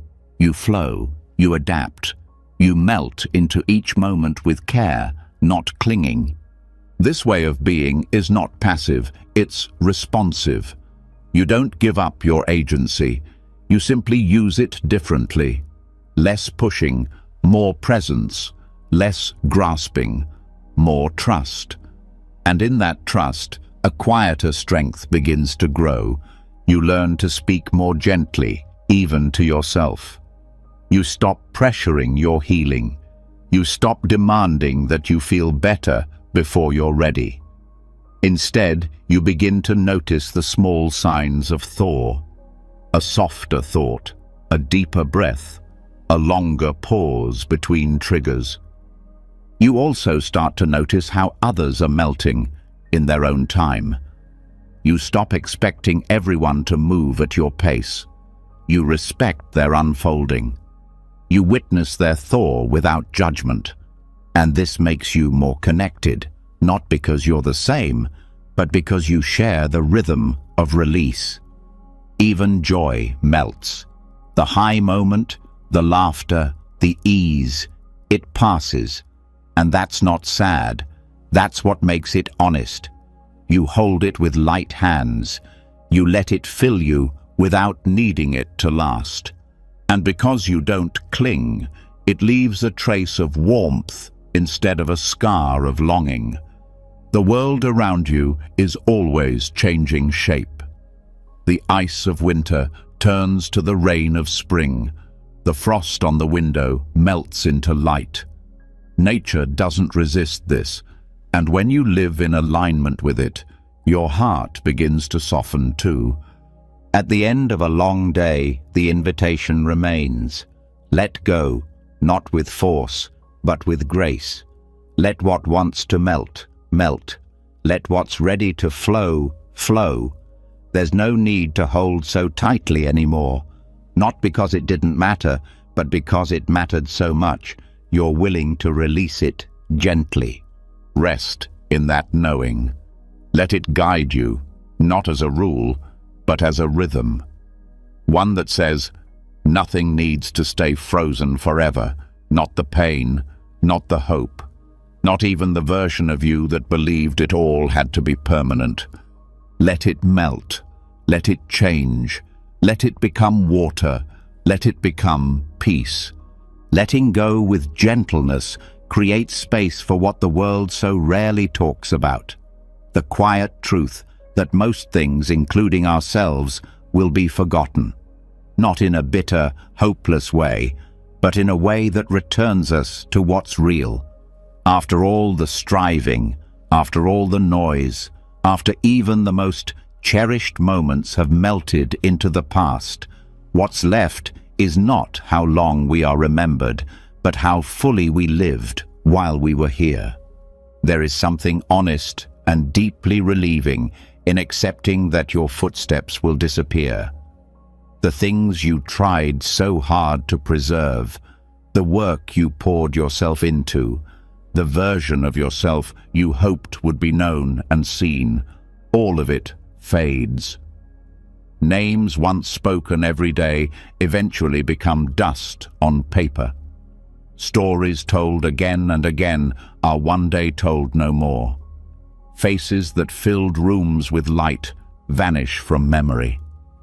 And when you truly see this, something inside you softens. Not because it doesn't matter, but because it was never meant to last. That has always been the nature of life. Not permanence, but presence. The need to leave a legacy is often built from fear. Fear that you will not have mattered unless someone remembers. Fear that you must build something lasting to prove your worth. But what if the real gift isn't being remembered, but being alive while you're here? When you realize that your importance will pass, you stop needing to prove it. You become less focused on making a mark and more interested in making contact with others, with life, with this moment. You begin to care less about being seen and more about truly seeing, less about being admired and more about being honest. This doesn't mean you stop creating or contributing, it simply shifts your intention. You no longer write to be remembered. You write because it moves something in you. You don't offer kindness to be praised. You do it because kindness feels aligned. You stop needing to protect your name and instead focus on protecting your integrity. That's the quiet freedom of not needing to be unforgettable. Even the people who shape history eventually disappear from it. The most influential lives are still stories told by others, edited by time, reduced to highlights. No one is remembered in full. No one's truth survives completely intact, and the more you accept this, the more you let go of the pressure to control how you'll be remembered. You can't. No one can. But you can choose how fully you show up now, how deeply you listen, how gently you hold the moment. Those things don't need legacy to matter. They matter in the living. In the way your presence changes the quality of a room, in the way your touch brings comfort, in the way your laughter reminds someone they're not alone. These are not achievements, they are expressions, and they dissolve like everything else. But while they're here, they are everything. The idea of obscurity frightens the ego. It whispers, "What if no one remembers me? What if all I built disappears?" But the soul has a different voice, one that says, "Let it disappear, let it all return to the earth. You were never here to be remembered. You were here to feel, to grow, to give what you could, and then to let it all go." And in that voice, you begin to find peace. You understand that obscurity is not emptiness. It is the natural return. Just as waves wash away footprints in the sand, time washes away all marks. Not as an insult, but as part of the cycle. This understanding doesn't strip life of meaning, it brings it closer. When you no longer try to carve your name into history, you start to live with more humility. You ask better questions, not "Will they remember me?" but "Did I love well?" Not "Did I win enough?" but "Did I stay kind through loss?" These questions are lighter. They lead to a deeper life. Living with this awareness changes the way you define success. It becomes less about being known and more about being true, less about building something large and more about building something honest. A conversation that mattered, a moment of silence that helped someone breathe, a walk taken slowly because there was no rush to get somewhere important. This also shifts how you see others. When you stop trying to be seen forever, you become more present with the people who are in front of you now. You stop needing to outshine. You stop comparing. You realize that everyone, in their own quiet way, is passing through. And the most sacred thing you can offer is your attention, not your status. This freedom from personal legacy also quiets the constant urge to leave something behind. You start to see that your presence is enough. You don't need to be a monument. You don't need to be a chapter in someone's book. You only need to be awake to your life. Even if no one remembers the details later, they mattered while they were happening. That's what counts. The world will move on, even from the most beautiful things. That's not a failure. It's a rhythm. Trees fall, rivers shift. Cities are built and forgotten. The same will happen to what you create. But if it was done with sincerity, then it fulfilled its purpose. It offered beauty while it could. And then it returned to silence. Even your deepest experiences, grief, love, joy, will fade in memory. They will not remain sharp forever, but they shape you as they pass through, and you, in turn, shape the world around you, not with lasting marks, but with momentary presence, like footsteps that disappear but still change the path while they were there. There is deep rest in this perspective.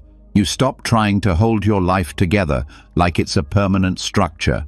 You let it be what it is, a momentary dance. You show up with care. You speak with sincerity. You let go when it's time, and in doing so, you become more fully alive. Even the fear of death softens in this light. If your importance was never meant to be eternal, then your ending doesn't have to be feared. It becomes part of the arc, not a disruption, but a return. You gave what you could. You stayed as long as you were given, and then you let go, just as everything does. This awareness also deepens gratitude. You no longer take your time for granted. You no longer assume you'll always have another chance to say the thing, to feel the moment, to offer the kindness. So you begin to act more often. You speak more gently. You stop putting off joy. Even the smallest gestures begin to feel sacred. A hand on a shoulder, a message sent without expecting a reply, a shared silence under the sky. These things do not need to last. They only need to be true while they are happening. That's what gives them their power. You may still create, you may still build, but you'll do so from a place of freedom, not fear. Not to be remembered, but to express. Not to be praised, but to share. And when it's time to move on, you'll let it fade, because you'll know it was never yours to keep. To be forgotten is not to be erased. It is to be returned to stillness, to the great mystery that carries us all. It is to know that your life was never about standing apart, but about being fully part of what passes through. You don't have to make your life unforgettable. You only have to make it real. And in doing so, you will have lived fully, even if your footsteps disappear. If your footsteps can disappear and still be meaningful, then maybe your creations don't need to last to matter either. Maybe the beauty is in the making, not the memory. Maybe what you build is not for keeping, but for offering. And once it's given, it returns to the same silence from which it came. That silence is not a loss. It's a teacher. A space where you begin to understand that the art of living is not about permanence, but participation. There's an ancient practice where this truth is made visible. Monks spend days, sometimes weeks, creating intricate sand mandalas, patterns so precise they seem impossible. Grain by grain, they shape something breathtaking. Color by color, detail by detail. And then, when it's complete, they sweep it away, not out of disrespect, but out of reverence. Reverence for impermanence. Reverence for what it means to create without clinging. The ritual is not about loss, it's about presence. You build, knowing it will end. You give your focus, your care, your energy, not for lasting impact, but for the act itself. This is a practice of non-attachment at its highest level. Not to reject beauty, but to hold it with open hands. To understand that the purpose of creating is not to preserve, but to express. And when the expression is finished, you bow and you let it go. That's the essence of the mandala, and it mirrors something we're all invited to remember. Nothing we make is meant to stay. Living this way means building your life like a sand mandala. You pour your heart into your work, your love, your art. You show up fully. You do it with care. But you release the outcome. You stop measuring value by how long something lasts. You start seeing worth in the temporary. You realize that beauty is not reduced by its impermanence. It is defined by it. This way of being changes how you relate to effort. You no longer work only for recognition. You create because it's your nature to create. You serve because it aligns with your values, not because it ensures praise. You give not to be remembered, but because giving feels true. Your actions become less about control and more about contribution. The practice of non-clinging is not cold detachment. It's radical presence. It's giving your full attention to something while knowing you won't keep it. This includes people. This includes moments. This includes parts of yourself that will not come back. And when you embrace this, you stop trying to make life hold still. You become more fluid, more present, more gentle. You still build relationships, pursue dreams, and share what matters to you. But you no longer panic when things shift. You no longer collapse when something ends, because you know it was never supposed to last forever. It was supposed to be honored while it was here. This mindset softens grief, not by removing it, but by changing its shape. When something you love dissolves, a relationship, a season, a role, you feel the ache, but you also see the grace. You know it served its purpose. You remember that it was created like the mandala, with care, with beauty, with intention, and then with release. You also stop fearing failure in the same way. If everything dissolves, then perfection loses its grip. You try, you learn, you create, and when it's time, you sweep the sand and begin again. Not because it didn't matter, but because starting again is part of the cycle. Each attempt carries wisdom. Each effort is part of a deeper pattern that isn't meant to be frozen. Living like this invites deep humility. You stop pretending you can control the arc of your life. You stop trying to freeze what's meant to move. Instead, you become someone who touches the world lightly but fully. Someone who leaves behind no heavy imprint, but many light moments of presence. And it's not just about creating art.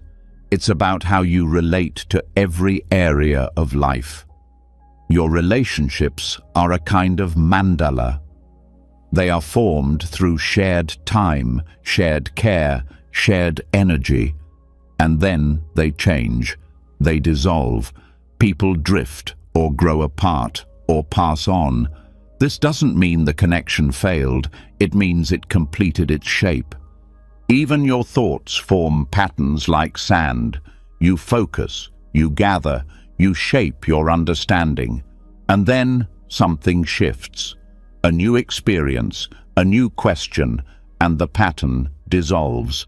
You don't resist, you let it fall, and you begin again with new insight. This also applies to identity. You are not the same person you were 5 years ago. Even now, you're forming a new version of yourself through choice, experience, and presence. And at some point, this version will dissolve too. This isn't something to mourn, it's something to embrace. You are an unfolding design, not static, not fixed, always changing, always reforming. The wisdom of the mandala lives in every natural cycle. Flowers bloom, then fall. Waves rise, then break. Stars appear, then vanish. This rhythm is not a problem to solve, it's a truth to live by. And the more you align with it, the less resistance you feel. Resistance shows up when you try to make things permanent, when you hold too tightly, when you believe something must stay for it to be real. But the mandala teaches that the deepest things in life often leave no trace. A glance, a moment of silence, a shared breath. You don't need proof that something mattered. Its presence was the meaning. This understanding shifts your focus from outcomes to intention. You start caring more about how you create, not just what you create. Were you kind? Were you honest? Were you present? Did you offer something of yourself, even knowing it wouldn't last? These are the questions that shape a life built on sacred impermanence. You begin to notice how this approach changes your nervous system too. When you stop clinging, you stop bracing. Your body relaxes, your breath deepens. You're no longer trying to outrun loss. You're learning how to live inside it, with peace, with grace. Even love becomes more expansive. You stop loving people to keep them. You love them because you can, because it feels true, because that love itself is the pattern you're shaping, grain by grain. And when the wind comes and the form changes, you don't hold a grudge. You bow, you thank the moment, you let it go. This is not passive living, it is deeply engaged. But your engagement is rooted in presence, not possession. You become someone who shows up fully but doesn't grasp.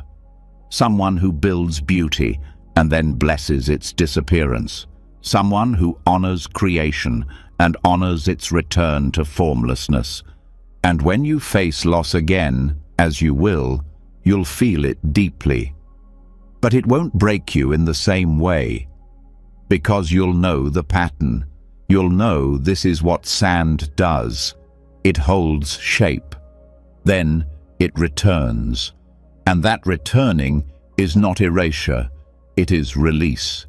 So when you wake tomorrow, when you speak, when you give, when you build, do it like the monks with their mandalas, with care, with focus, with the quiet willingness to let it all go when the time comes. Not because it didn't matter, but because it did. And that is the beauty. That is the gift. That is the whole point. To create while knowing it won't last. To live while knowing it's all temporary. To give everything to the moment, and then step back, bow your head, and let the wind take it. Letting go of what you create, like the sand mandala, frees your heart from needing to be seen for it to be real. You build with care, even knowing it will vanish. And that same truth applies not only to what you offer the world, but to how the world receives it. No matter how carefully you live, how gently you speak, how sincerely you try, some people will still misunderstand you. And when that happens, your peace depends not on clearing your name, but on learning to let those echoes fade. Being misunderstood hurts, not just because someone gets it wrong, but because it touches something deep. A longing to be known, to be reflected back accurately. When that's disrupted, when your intentions are questioned, when your heart is misread, it's easy to feel exposed, dismissed, or unseen. But what if this experience, painful as it is, holds a hidden gift? Not every misunderstanding needs to be corrected. Not every judgment needs to be addressed. Sometimes, the most powerful response is to remain steady, quiet, and rooted in what you know to be true. Because most judgments are temporary. They rise quickly and fade just as fast. Like echoes, they sound loud for a moment, then dissolve into silence. When someone misjudges you, the instinct is to explain, to fix the image, to set the record straight. But often, this only deepens the noise. You use your energy trying to control what cannot be controlled, another person's perception. And in doing so, you lose yourself. You become entangled in a version of you that only exists in someone else's mind. Peace begins when you recognize the limits of being understood. Even those closest to you will never fully know your inner world. They can love you, support you, try to hear you, but they still see through their own filter, and that filter is shaped by their past, their fears, their assumptions, just as yours is.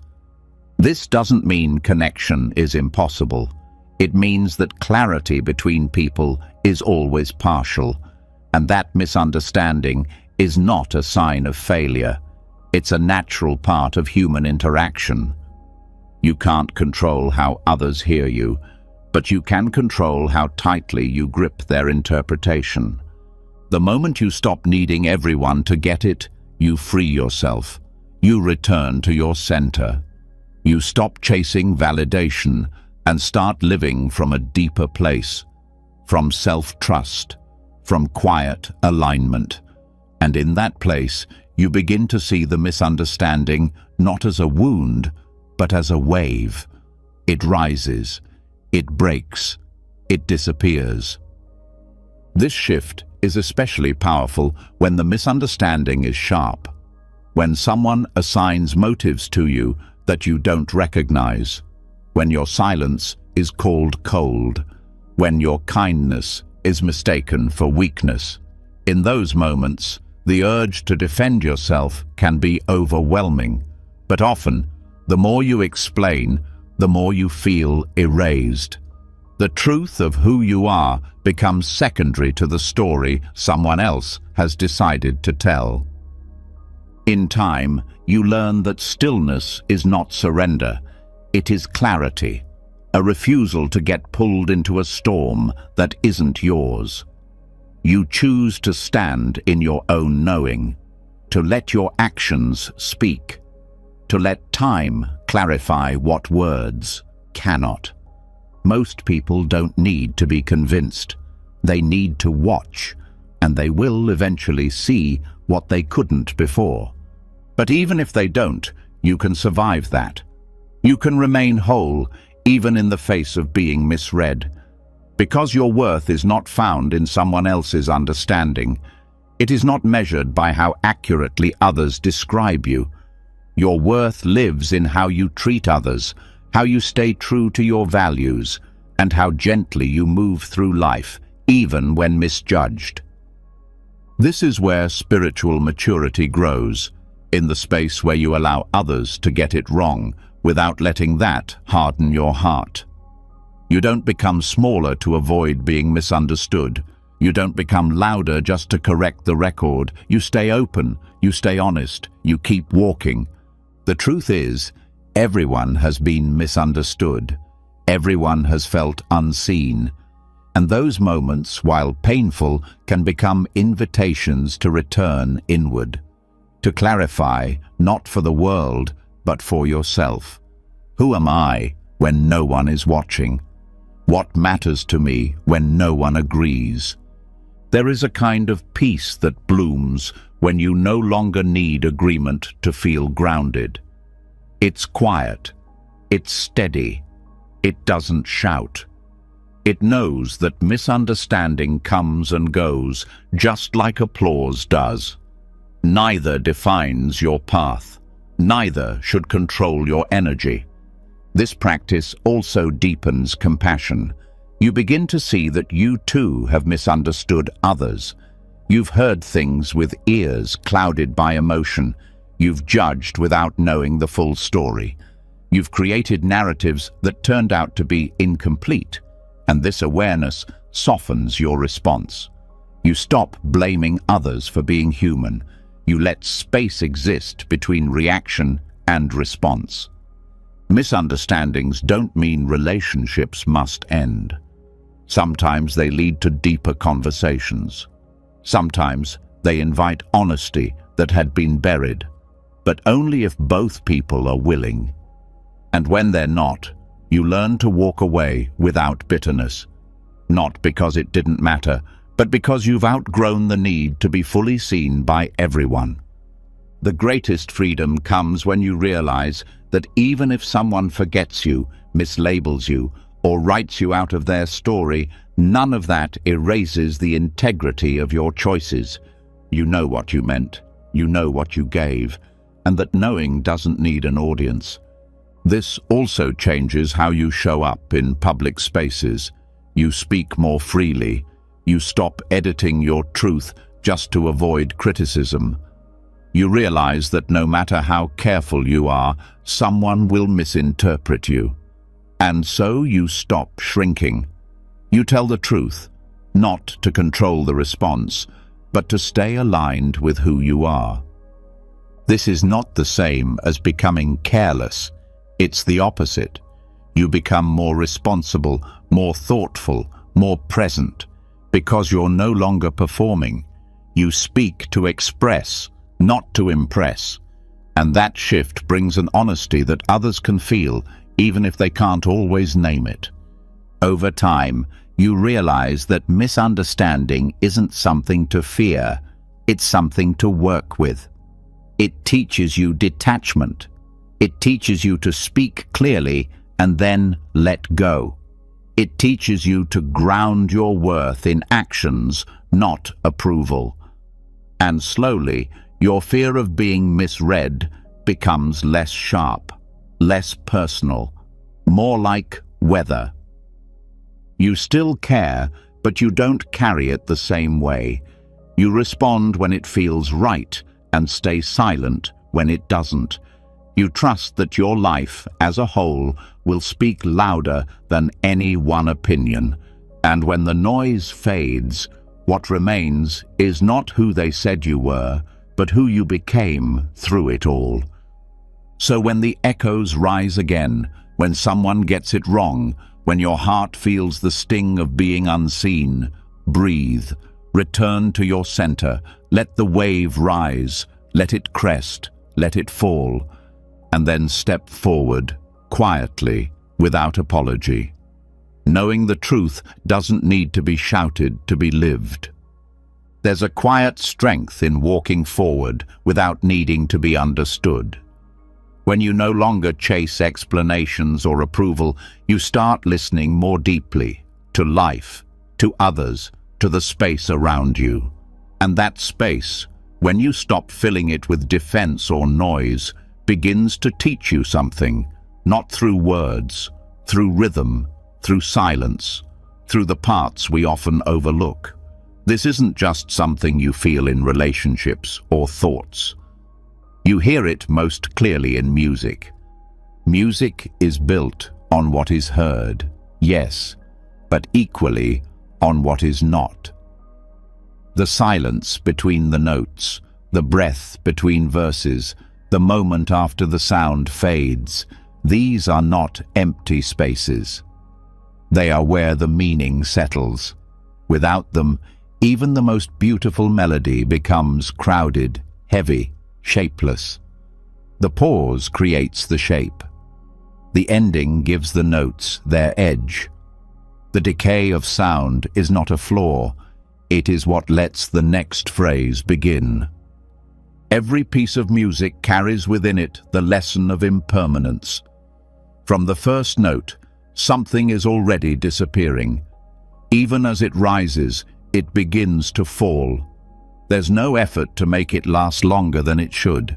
Musicians know this. They don't fight the fade, they shape it. They lean into the letting go because it's part of what makes the sound whole. This is a direct reflection of life itself. Nothing you experience is made to stay at full volume forever. Joy swells, then softens. Grief crests, then rests. Love bursts into being, then transforms. We often focus on the intensity of moments, but their depth comes from the space around them. Like music, your life is not just a series of events, it is a rhythm, and silence is part of that rhythm. The pauses in music hold tension, release, anticipation, relief. A single moment of stillness between notes can carry more weight than the sound itself. It invites the listener inward. It opens a door to feeling, to memory, to breath. Without those spaces, the music would never land. In the same way, your life needs pauses, breaks in the movement, moments where nothing is happening and everything is shifting. These silences are not wasted time. They are sacred. They let emotions surface. They allow reflection to settle. When you rush past them, life becomes a blur. But when you welcome them, life becomes music. You begin to hear your own rhythm more clearly. You begin to see that nothing lasts, and that's exactly what gives it meaning. The decay of a note is one of the most powerful sounds in any composition. It lingers in the air after the peak has passed. It holds the emotion that the sharpness alone couldn't express. It teaches that endings are not sudden, they are slow releases. And in that slow fading, something honest is revealed, that the most beautiful things often leave gently, not with a crash, but with a whisper. This is how we let go, not by cutting off, but by allowing the tone to shift, the energy to move, the sound to fade. The same is true in love, in purpose, in healing. The most graceful changes are rarely abrupt. They unfold, they soften, they echo. Even the structure of music reflects impermanence. A piece begins, builds, peaks, then closes, and the audience never asks it to continue forever. They know it would lose its shape if it never stopped. The ending makes space for silence, which in turn allows the next piece to begin. This is not just good art, it's a map for living. When you resist silence, you live in noise. Constant activity, constant stimulation. You fear the quiet moments because they hold things you don't want to feel. But silence, like in music, is not absence.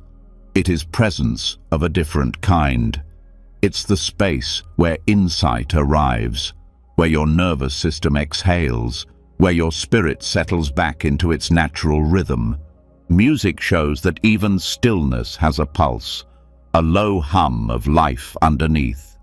And once you learn to listen for it, you begin to trust that silence is not empty. It's full of potential, full of messages, full of subtle changes. Just because it's quiet doesn't mean nothing is happening. The same applies to the quiet periods in your life, the pauses between relationships, the months where nothing big is unfolding, the days that feel slow or uneventful. These are not delays.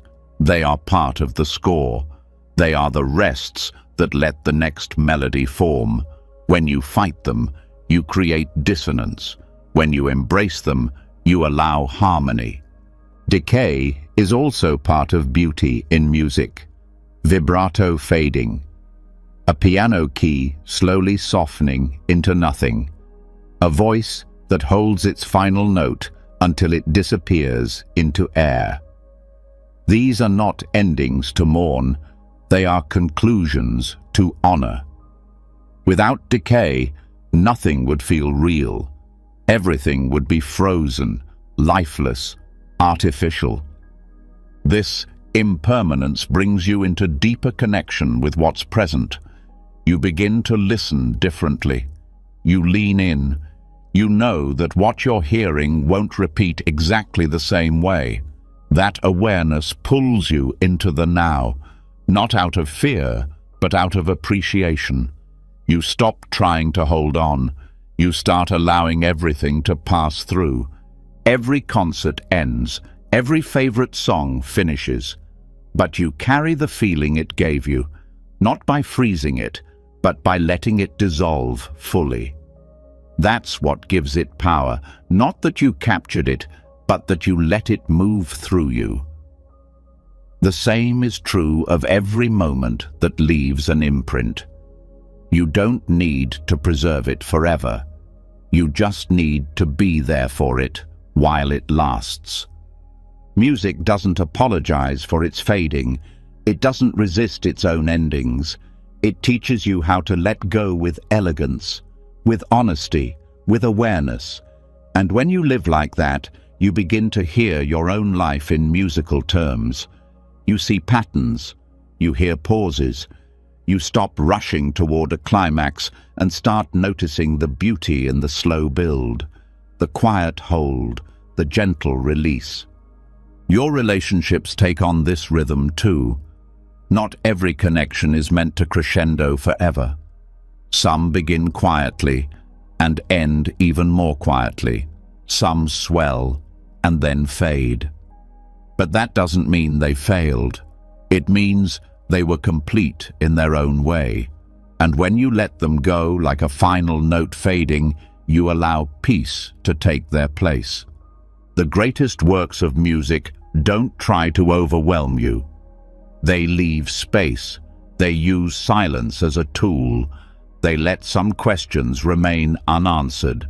And they trust that you, the listener, will find meaning in the whole, not just in the loudest parts. You can live like that too. You can let your story breathe. You can stop trying to explain every choice. You can rest between chapters. You can trust that not all beauty needs to be loud. Some of it is whispered. Some of it is felt only once. And that's enough. So the next time you find yourself in a moment that feels unfinished, remember the silence between notes, the pause that gives the melody shape, the space that holds the power of the entire song. You don't need to fill every gap. You just need to listen. Let the note fade. Let the silence settle. And trust with every part of you that the music of your life continues, not in a straight line, not in one unbroken sound, but in the rhythm of presence, of change, of letting each moment rise, fall, and then give way to the next.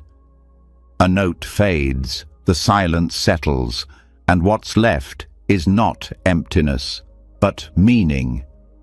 A meaning carried not by volume, but by timing, texture, and presence. This is how life moves too, through phases, through quiet shifts, through roles that come and go like movements in a larger symphony. When you begin to listen to your life this way, you start to notice that your roles, however central they may seem, are also temporary. The parts you play in life feel personal. They feel permanent while you're in them. Parent, partner, sibling, friend, provider, helper. You shape your days around them. You make decisions through their lens, and often, without noticing, you begin to believe they define who you are. But every role is a costume, a necessary one, yes, but still a costume, one that eventually no longer fits or fades or is passed on to someone else.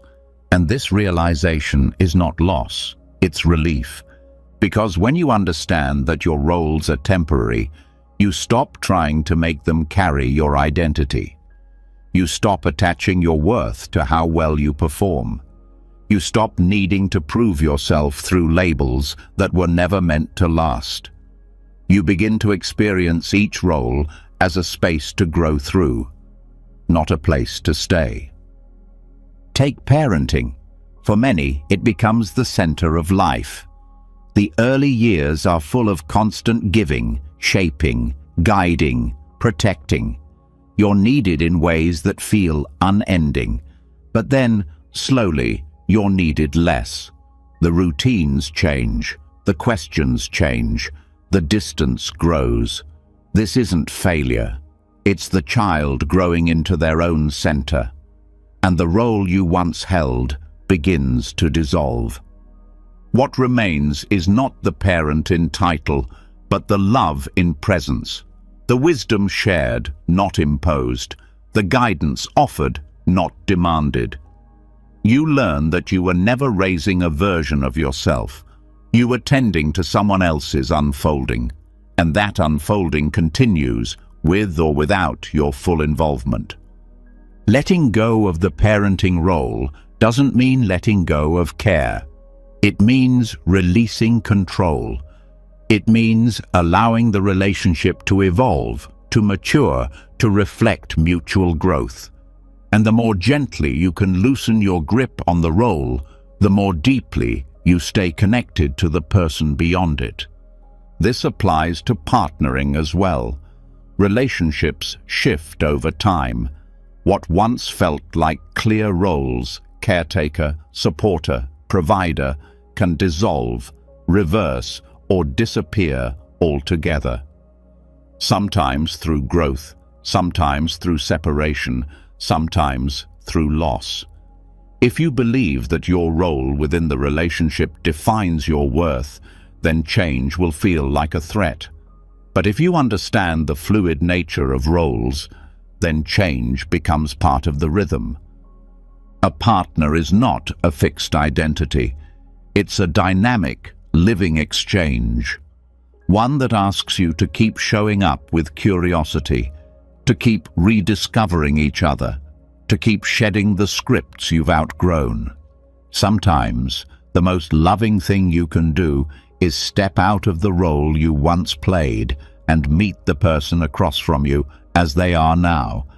Even the role of friend carries expectations that shift. You may be the one who listens, who helps, who leads, but over time, roles reverse or fade. Some friendships remain close, others become memories. And if you understand this as a natural part of life, you stop taking it personally. You let people drift in and out with grace rather than fear. You know your role in their story may be complete, and that doesn't diminish the bond that once was. Temporary roles also exist within your work, your service, your creative expression. You may be the expert in one setting and the learner in another. the guide today, and the beginner tomorrow.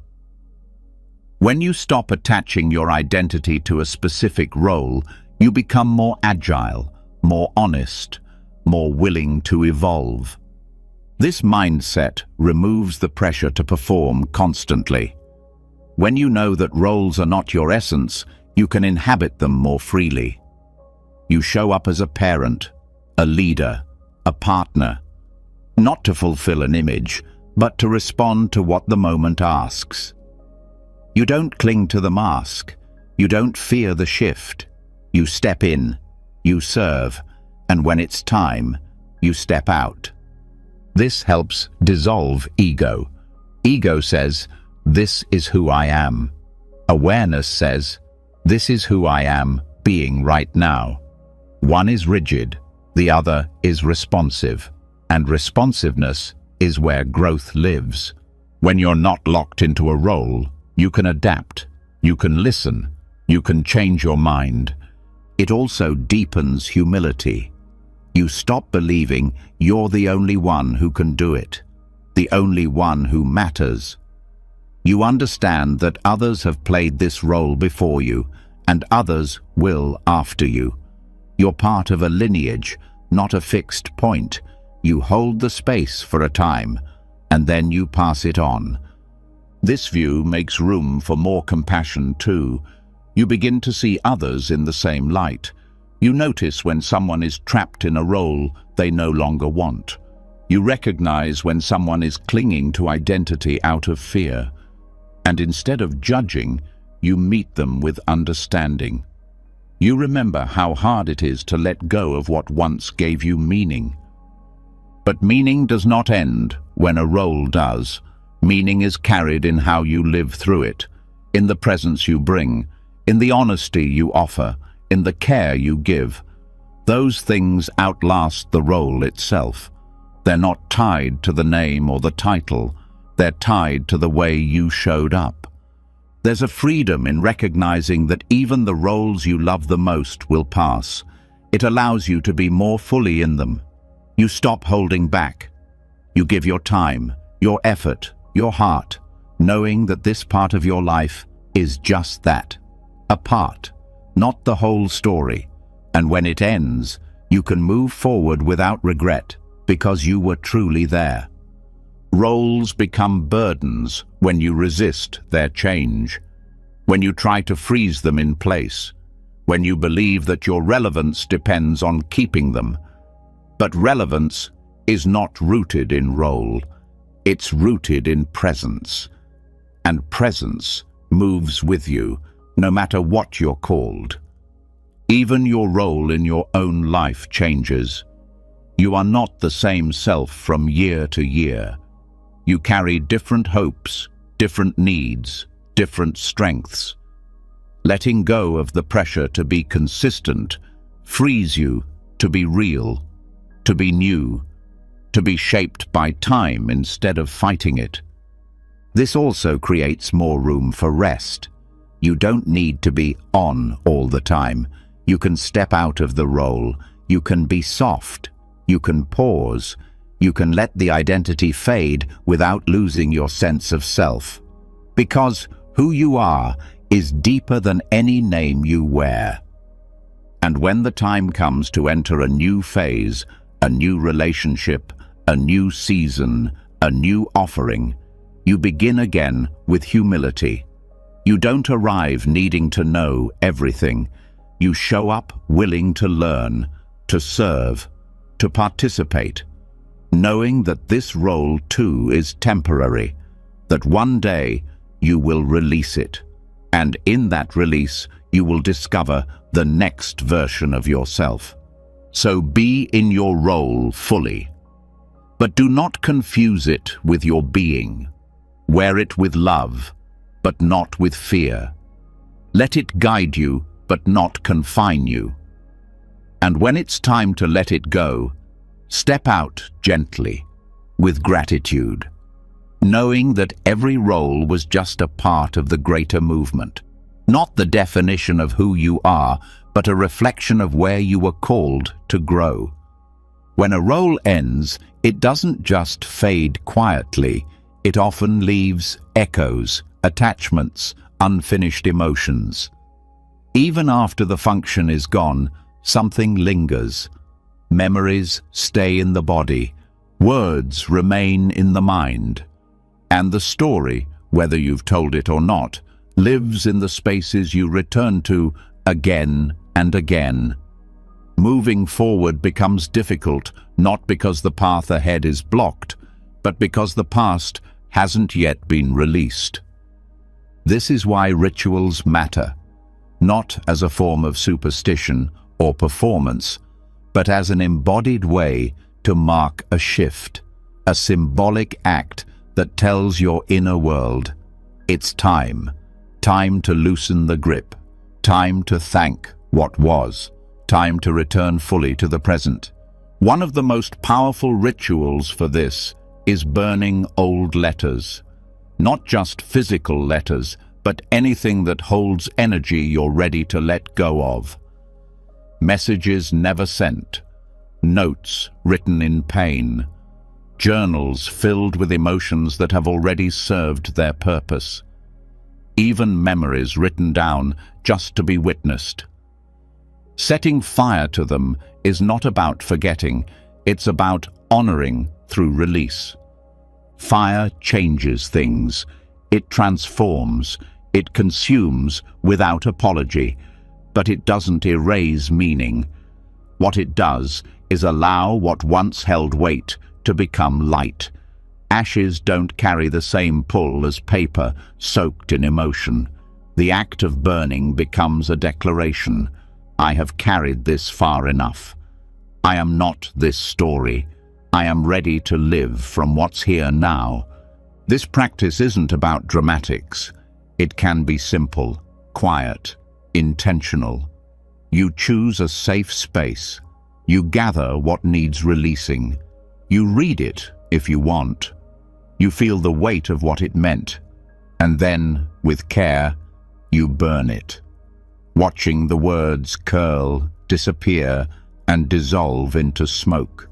You don't force a feeling. You don't expect instant healing.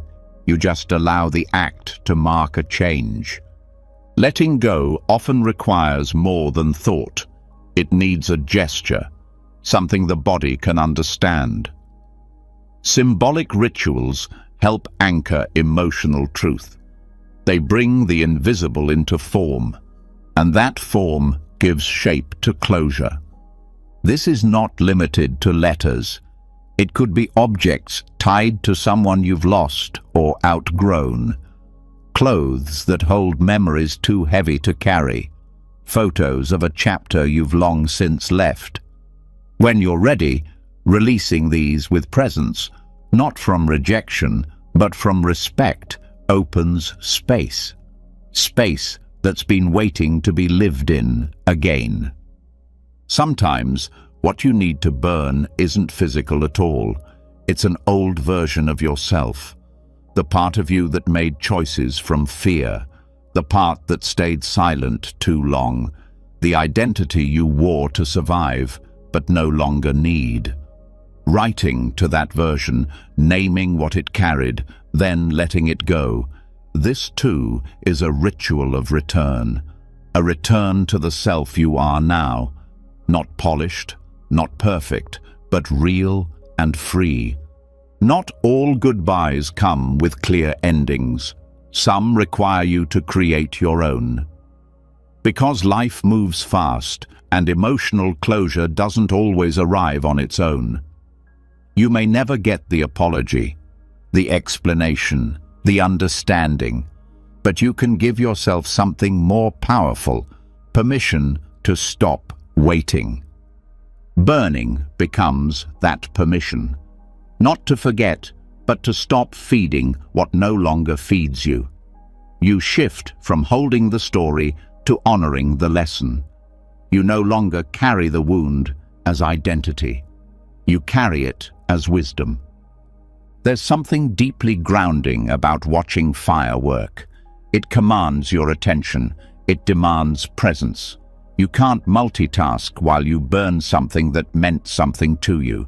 The mind focuses, the breath slows, time pauses, and in that pause, you find space not just to let go, but to understand why you held on. Rituals like this help the heart accept what the mind already knows. That it's okay to let it go. That clinging doesn't keep you safe, it keeps you stuck. And that release is not rejection, it's liberation. The most powerful rituals are not the most elaborate, they are the most honest. They don't need to be seen by others, they only need to be felt by you. Whether you do it with candlelight or in the morning sun, whether you write pages or just a single word, it's the intention that transforms. The choice to let the fire speak what you no longer need to carry. In many traditions, fire is seen as purifying. It's not violent, it's sacred. A bridge between form and formless, between holding and releasing. And when you engage with it this way, you feel the shift inside you. Something quiet settles, something tight loosens. You leave a little lighter than you arrived. And with this lightness, you begin to notice how much space the past had been taking up. How many decisions were shaped by old pain? How many patterns repeated not out of desire, but out of habit? Once you make the choice to let go, even symbolically, those habits lose their grip. This doesn't mean you forget the past. It means you stop letting it define your direction. The past becomes a path, not a prison. You can revisit it without becoming it. You can remember without being held back. Because now you've marked the transition. You've made the choice to live from today. Rituals of release teach you to pause, to name what mattered, to thank it, and to end it with care. This is not about deleting your history, it's about integrating it. The fire becomes a point of transformation, and transformation, at its core, is the most honest form of healing. You may need to repeat the act more than once. That's okay. Letting go is not a single decision. It's a process, a practice. Each time, a little more releases. Each time, you meet yourself with more truth. You can burn the words that were never said, the dreams that never came to be, the parts of you that tried so hard to be loved in ways you no longer seek. This is sacred work, not to erase the journey, but to honor the fact that you are no longer there. Afterward, there's often stillness, a strange quiet, sometimes even a sadness you didn't expect. Let that be. You're making space. And space always feels unfamiliar at first, but it's also where new life begins. So, when you feel the weight of what you've carried too long, know this: you have the right to let it go. You have the power to bless it as you release it. You have the strength to choose peace, not as a denial of what was, but as an invitation to what's now waiting. And in that choice, something shifts. The old story burns, the air clears, and what remains is not ashes, but clarity, not loss, but freedom, not an ending, but an opening. After the release, there is space. After the burning, there is quiet. And in that quiet, a new awareness can rise, not from the mind, but from the body. The simplicity of presence becomes louder. The past is no longer pulling at your sleeves. You begin to notice the most basic rhythm of life returning to center. The breath, the movement that never asks for attention, yet holds everything together. The breath enters.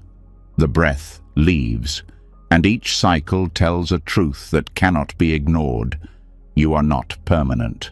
And that, in itself, is a gift. Every inhale begins, fills, and disappears. Every exhale finishes what the body no longer needs. This cycle repeats again and again, without force, without ownership, without attachment. You cannot hold on to breath. The moment you try, you suffer. You suffocate. You are reminded immediately that release is not optional, it is required. The breath shows you this with every movement. Life does not accumulate breath, it flows it. You receive, you let go, you are filled, you are emptied, and every time you exhale, something dies, not in a dramatic way, but in a soft, constant way. Each breath marks the passing of time, the changing of cells, the unrepeatable rhythm of now. Most of the time, we are not aware of it. Breathing happens in the background until it doesn't. And in the moments when we do notice it, we begin to understand something deeper. This simple act is the most consistent reminder of impermanence we are given. The breath is always leaving us, and yet we never stop beginning again. This pattern invites awareness not just of life, but of death, not as a distant event, but as something always present. Each breath is a mirror of mortality. It reminds you that everything you experience has a start and an end. The people you love, the feelings you cherish, the moments that move you. None of them are fixed. None can be held longer than their time. Breath does not argue with this. It accepts it. It teaches you to be here, fully, without needing to grasp, without needing to hold what will not stay. And once you begin to feel the breath this way, you begin to feel everything this way. You no longer take the next moment for granted. You no longer assume there will be another opportunity to say what you mean, to show what you feel, to begin what you've been waiting to start. The breath reminds you that delay is a form of illusion, that now is the only place where anything real can happen. This awareness creates urgency, but not panic. It creates clarity. You begin to sense what matters most, not from pressure, but from peace. The breath becomes a compass. It leads you back to simplicity, to stillness, to honesty. It helps you see through distraction. It helps you hear what your life has been asking of you. And because the breath is always with you, this reminder is always available. You don't need a special practice. You only need to stop, to notice, to feel the movement rise, peak, and fall, over and over, without rush, without delay. Even the moments that feel hard, fear, loss, uncertainty, become more bearable when you meet them with breath. Not because the feeling disappears, but because you have a rhythm to hold on to. You can breathe through what feels overwhelming. You can soften into what you cannot fix. The breath does not need things to change. It only needs you to stay present. This kind of awareness creates a deep, grounded courage. You begin to accept that death is not a failure. It is the shape of things, the natural closing of what once opened, the exhale after the inhale, the finish that gives the experience its meaning. Every spiritual tradition speaks of the breath, not because it is mystical, but because it is real. It is always available. It brings the mind back when it drifts. It steadies the body when it shakes. It reminds you that being alive is not about how long you last, but how fully you meet each passing moment. This rhythm also reveals the truth about control. You do not choose your first breath, and you will not choose your last. But between them, you are given countless chances to meet what is, not to master it, not to perfect it, just to meet it. When you truly feel the impermanence of the breath, you begin to value the ordinary, the small, the fleeting. You begin to feel reverence for the moments that pass without announcement, the warmth of sunlight on your skin, the sound of someone laughing in the other room, the stillness before you fall asleep. You stop waiting for big experiences. You stop demanding more than this. The breath brings you into gratitude, not through ideas, but through embodiment. When you feel your breath, you remember that you are still here, that this is not guaranteed, that this is sacred. Gratitude doesn't need a list. It needs attention. It needs awareness of what you've been given, even as it slips away.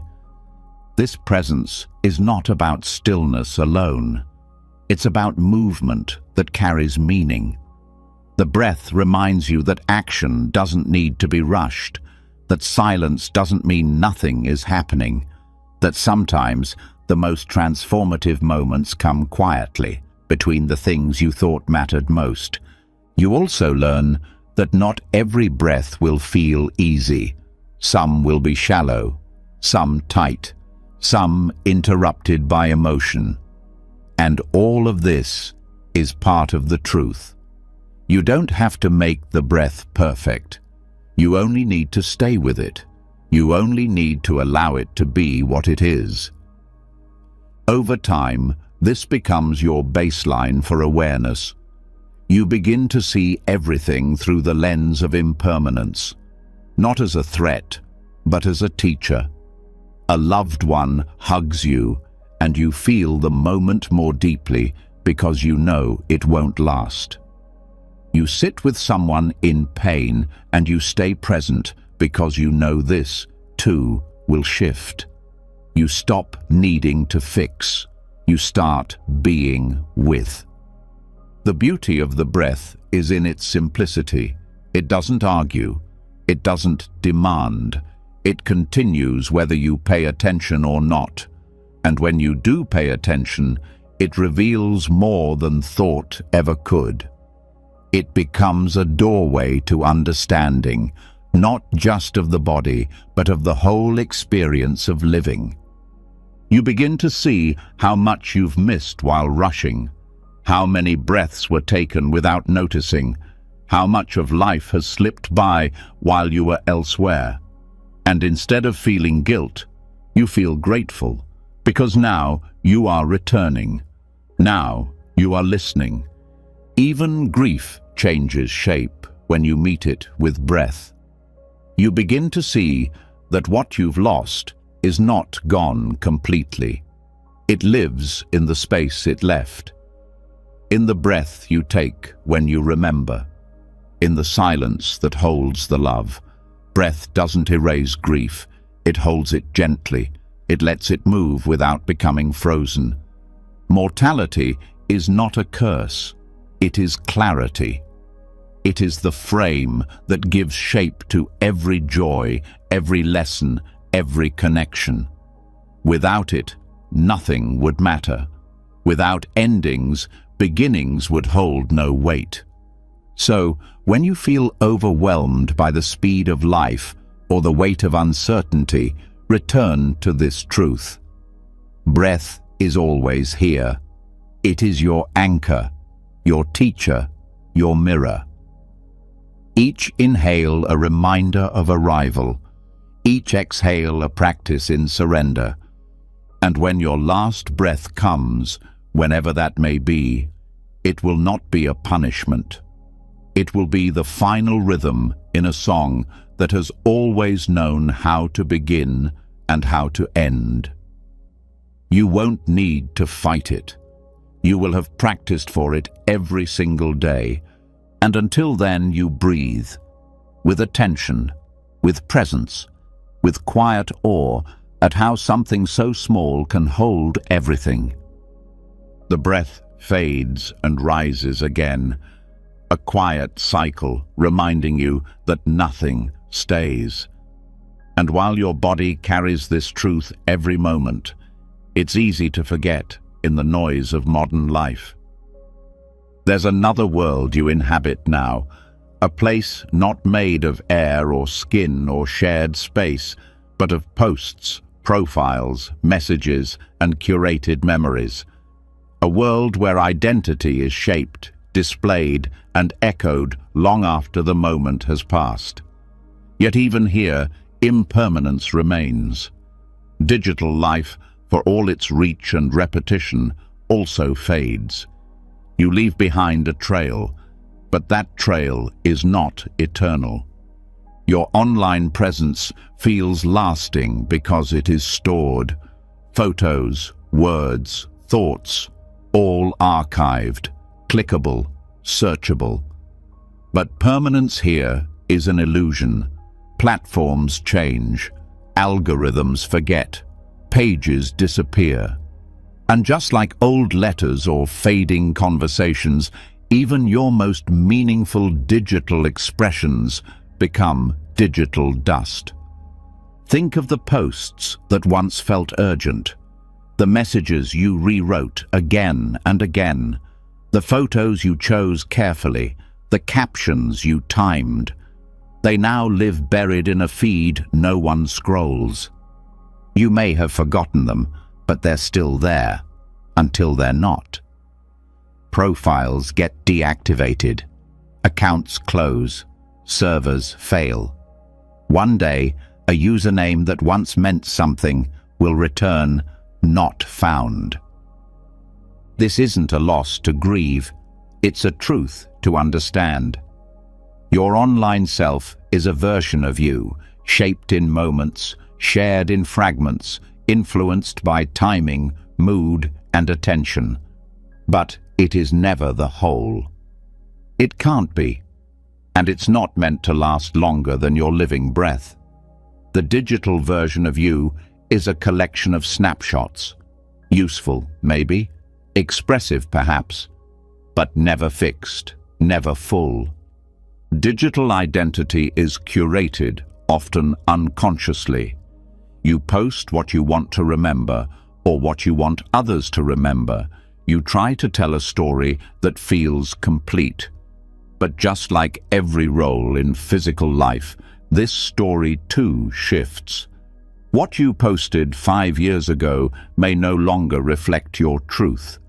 You may even feel disconnected from the voice that once typed those words. This is natural. Growth means leaving behind echoes. Even the connections you form online reflect this passing nature.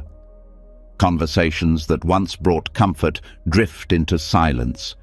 Shared laughter in comment threads gives way to inactivity. Group chats that felt like lifelines become archives no one opens.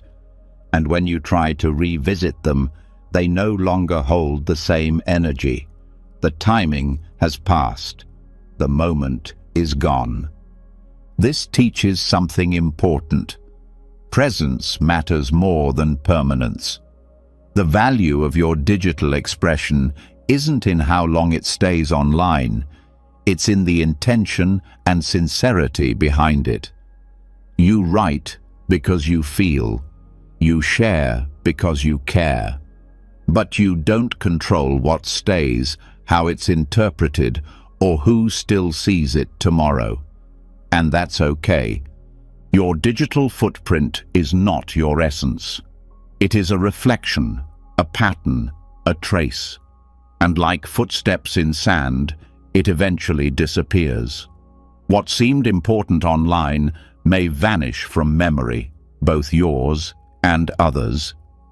This does not lessen your impact. It simply means that your real presence, how you showed up in someone's life, even for a second, has always meant more than the post itself. Understanding this changes how you engage. You begin to value depth over visibility.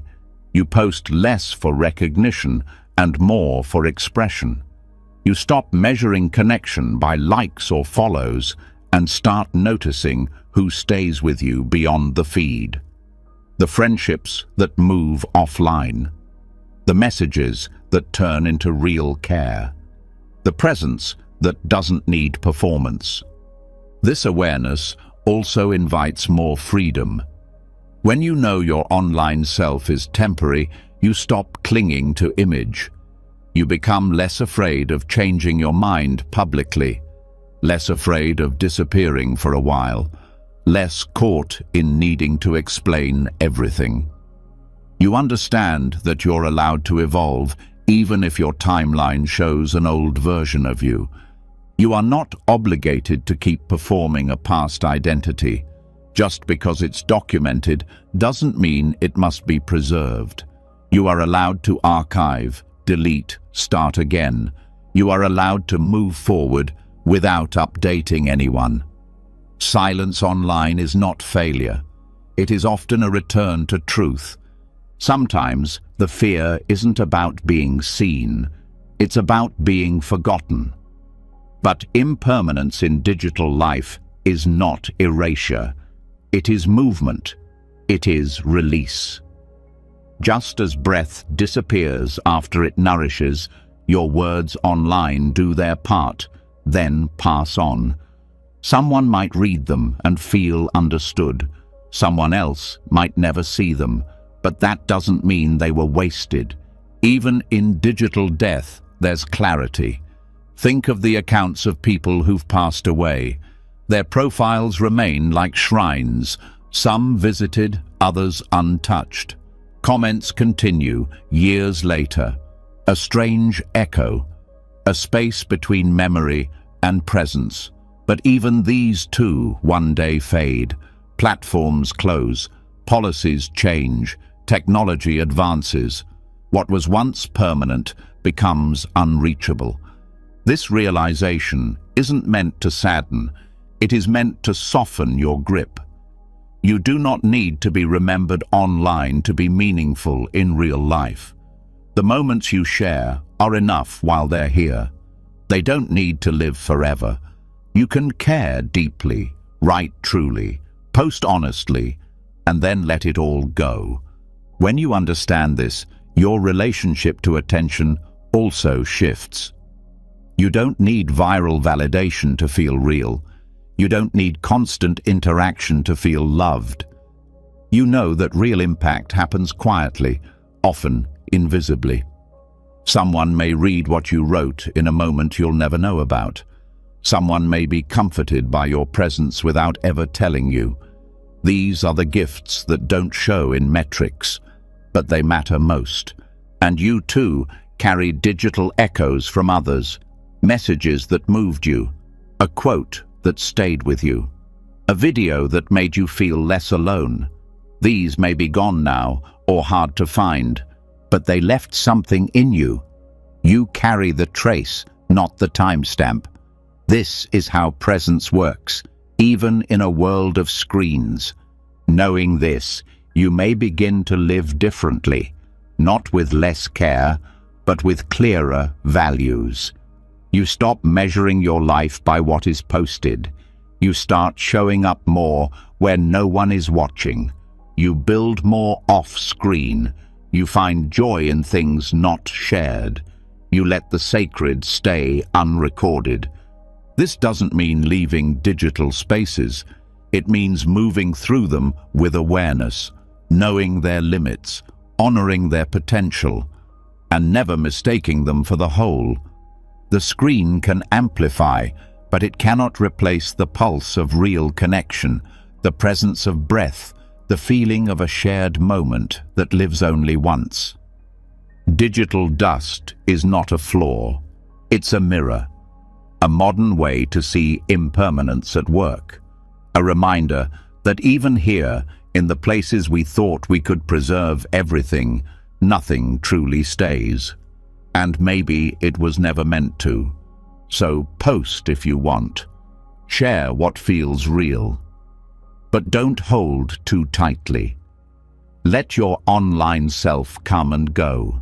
Let your presence speak more than your profile. Let what's alive be more important than what's archived, because when it's all gone, when the page goes blank, what will matter most is not what you left online, but who you became while you were here. When digital echoes fade, what remains isn't the archive. It's your awareness of what mattered while it was alive. The same is true within you. Beneath the scroll, beyond the profile, your inner world is changing too. Desires that once felt urgent now pass with little pull. The cravings that used to steer your choices lose their hold. This shift is quiet and often unnoticed until it's already happened. But it speaks to something essential. Even your desires are not permanent.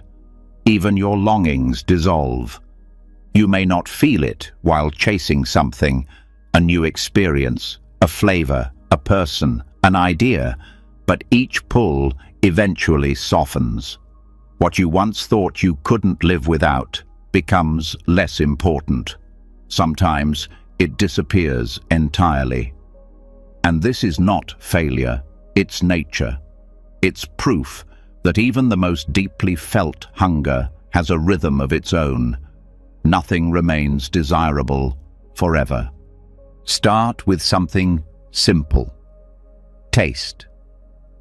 The foods you once loved as a child, those strange combinations, those sweet or salty fixes, they probably don't call you the same way now.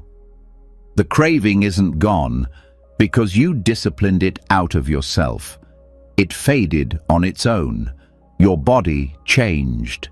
Your palate shifted. What once brought comfort may now feel overwhelming. What once excited you now feels too much. And yet, while it lasted, it felt essential. The same evolution happens in art. Music that once lit up every part of you now feels distant. Books that once echoed your soul may not move you the same way. Movies that once felt profound may now feel dated. This isn't a loss of appreciation. It's a reflection of growth. You are not static. Your sensitivity evolves. Your emotional needs change. Your mind seeks different rhythms. You become available for new meaning. Even in love, this truth arrives with time.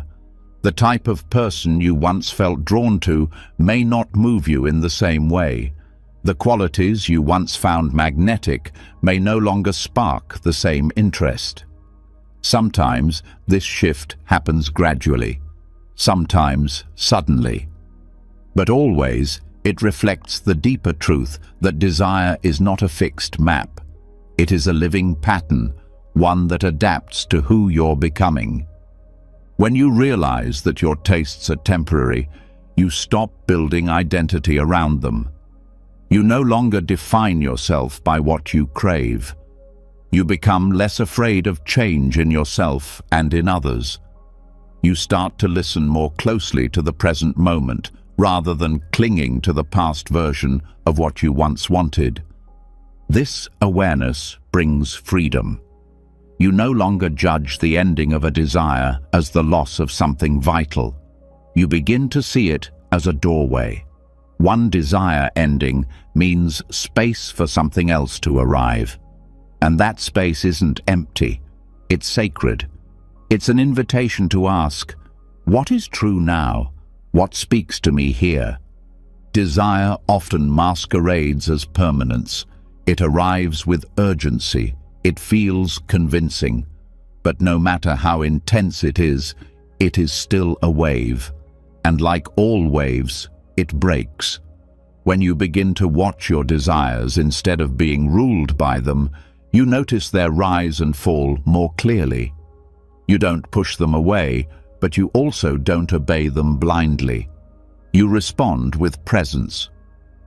This is not about detachment. It's about wisdom. Wisdom that says, I can enjoy this fully, knowing it will pass. I can let this move through me without needing it to last forever. I can love without clinging. I can long without losing myself. The more you pay attention, the more you'll notice how natural this cycle is.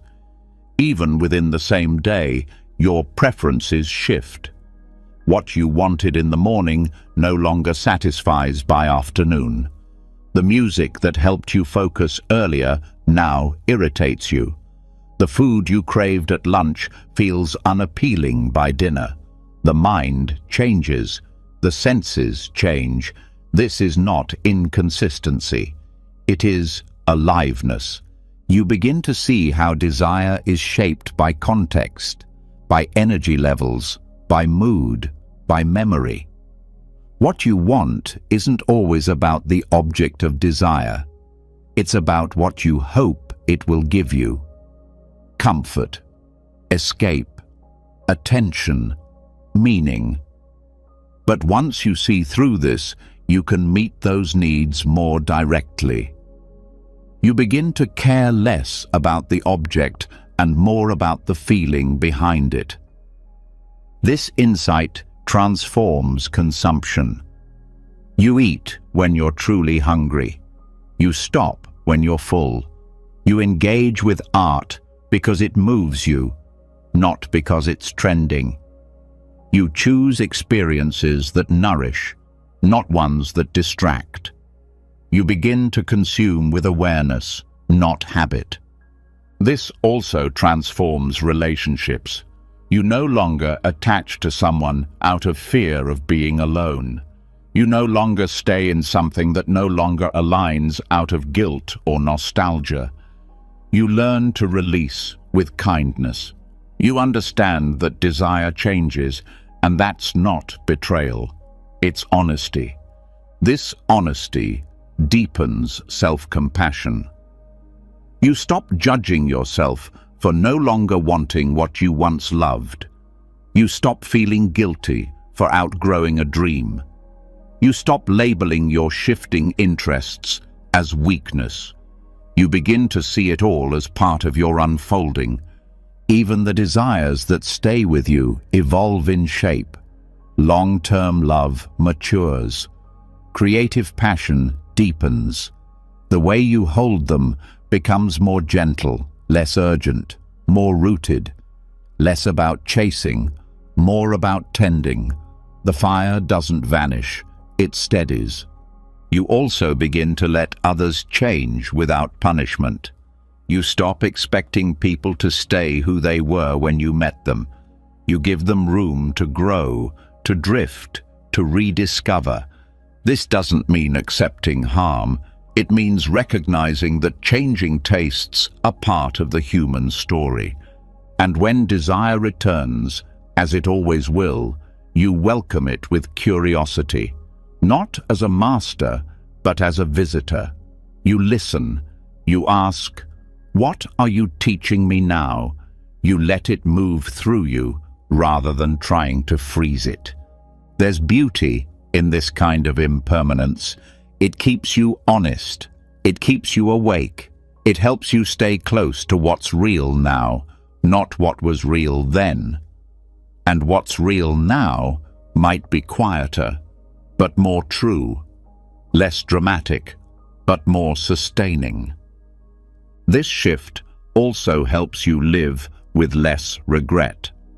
You understand that some choices were made from a place of desire that no longer exists, and that's okay. The version of you who wanted that made the best choice they could. You can honor their effort without needing to stay bound to it. You no longer need to explain your changes. You no longer seek permission to want differently.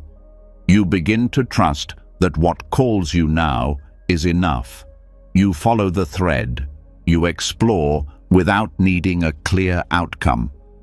This practice returns you to yourself again and again.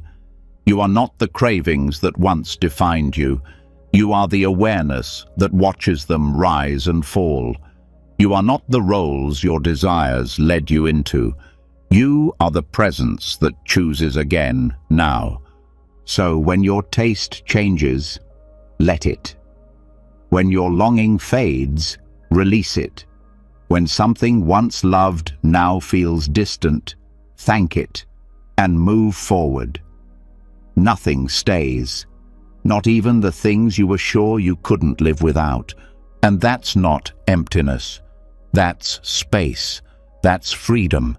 That's the chance to meet this moment as it truly is, with no script, no repetition, just your full attention and the quiet joy of being alive to want differently today.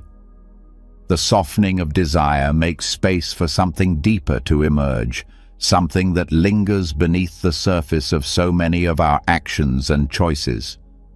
Anger, a sharp heat that flares in moments of hurt, betrayal, or injustice. It arrives suddenly, full of urgency. It feels certain, justified, and impossible to ignore. But even this powerful emotion is not immune to change. Anger, no matter how loud it begins, fades. Not always quickly, not always cleanly, but always eventually. Time has a way of wearing it down. What once felt like a burning truth becomes a memory that no longer stings. The words you once wanted to scream are replaced with silence. Not because you've forgotten, but because the story has shifted. You're no longer standing in the moment that created the rage. You're watching it from a distance, and that distance changes everything. This doesn't mean your anger was wrong. It doesn't mean your pain wasn't real. It means the edge of the feeling softens. The fire becomes warmth.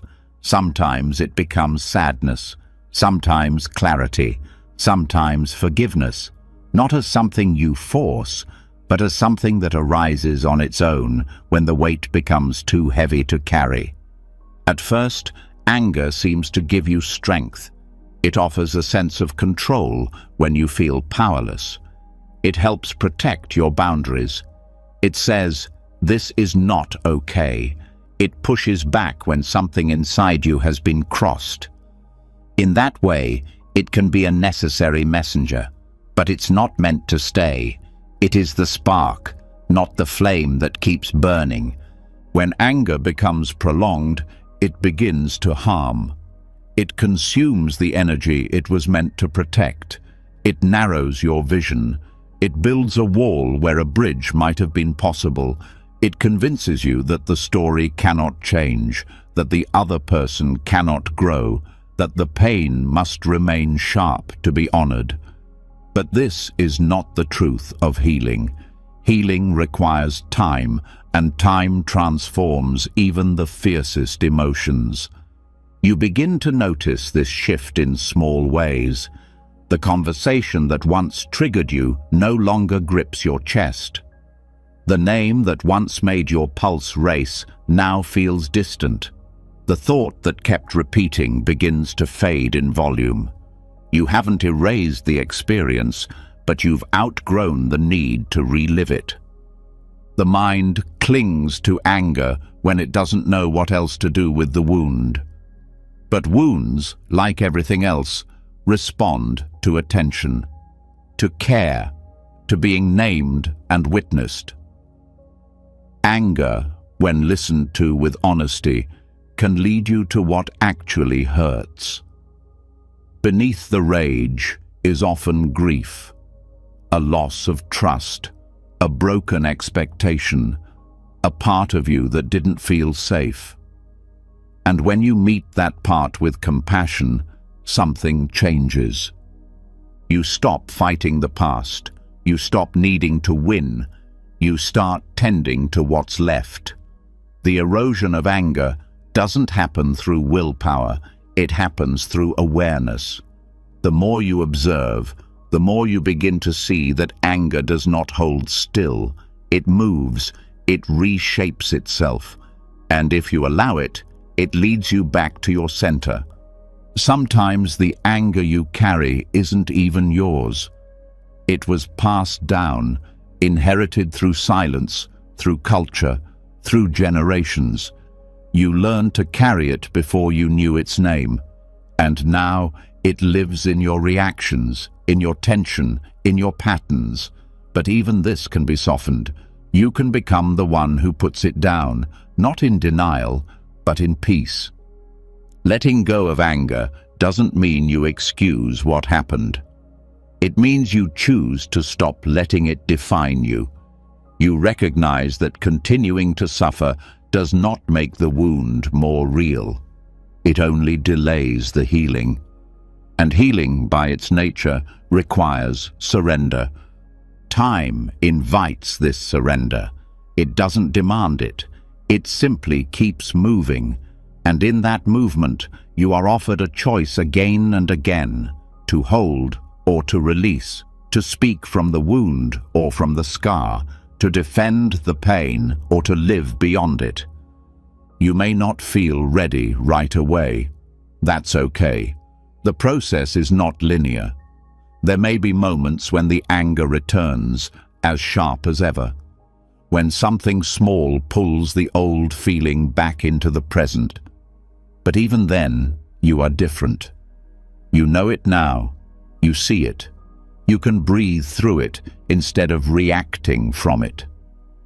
This kind of awareness allows for more honest conversations.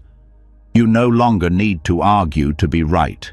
You no longer need to prove the depth of your pain. You speak more gently, more clearly.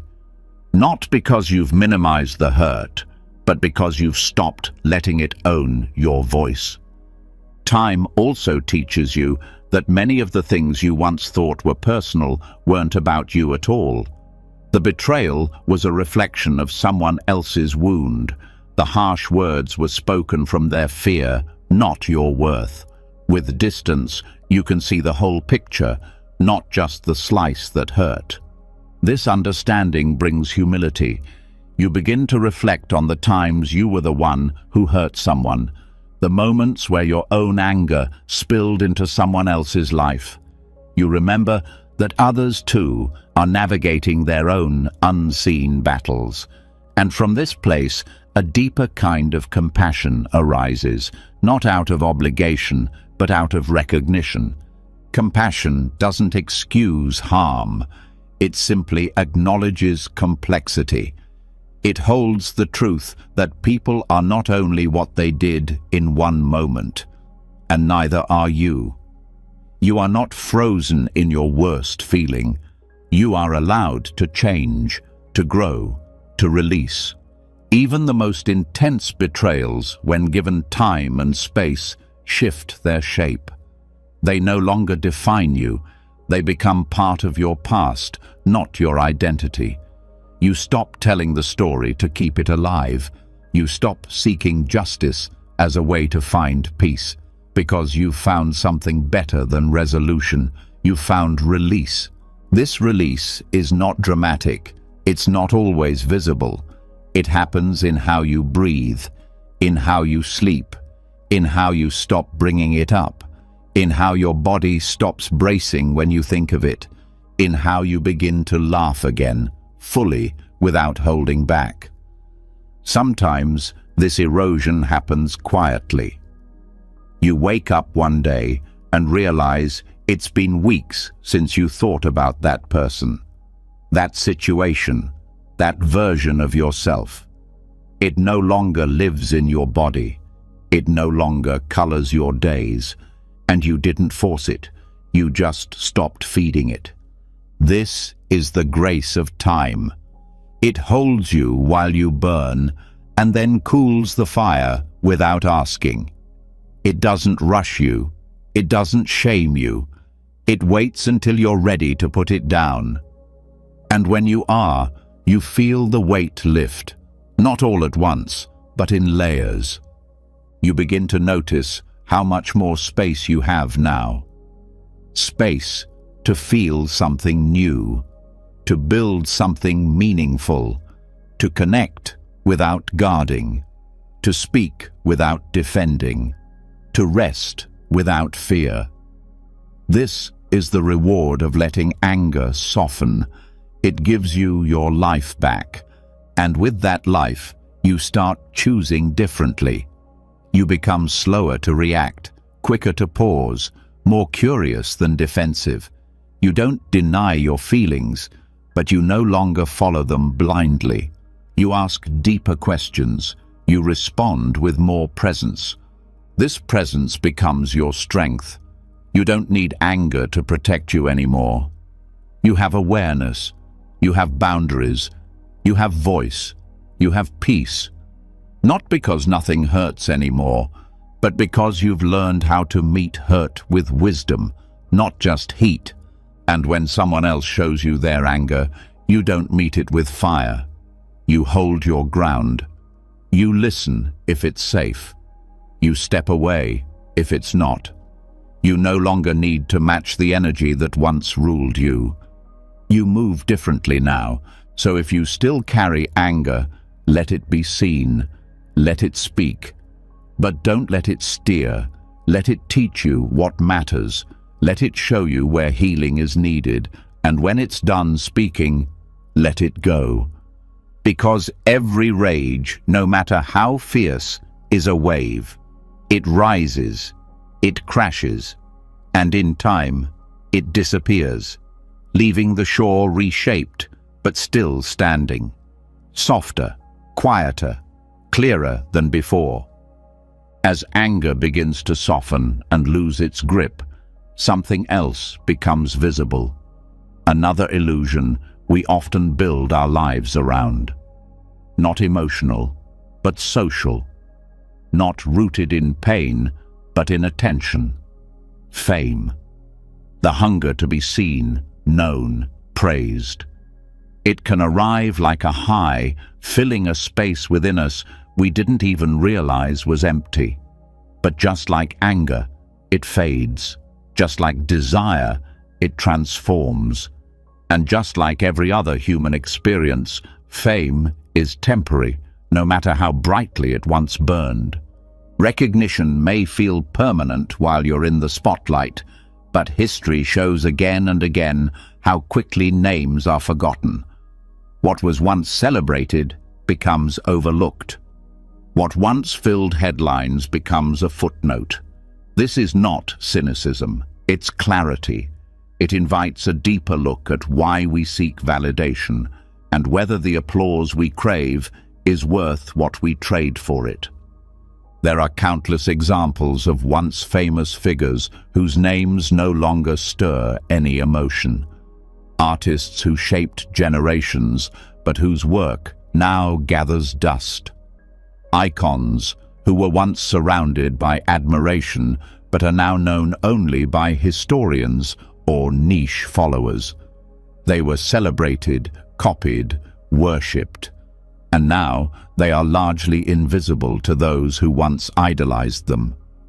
Fame doesn't vanish because someone failed. It vanishes because attention is unstable. What captures it today may bore it tomorrow. The public mind is always looking for something new, something bigger, something more current. This means fame, by nature, is not a sign of lasting worth. It is a passing arrangement between performer and audience. Understanding this changes how you engage with your need to be seen. It doesn't mean you stop creating or stop caring.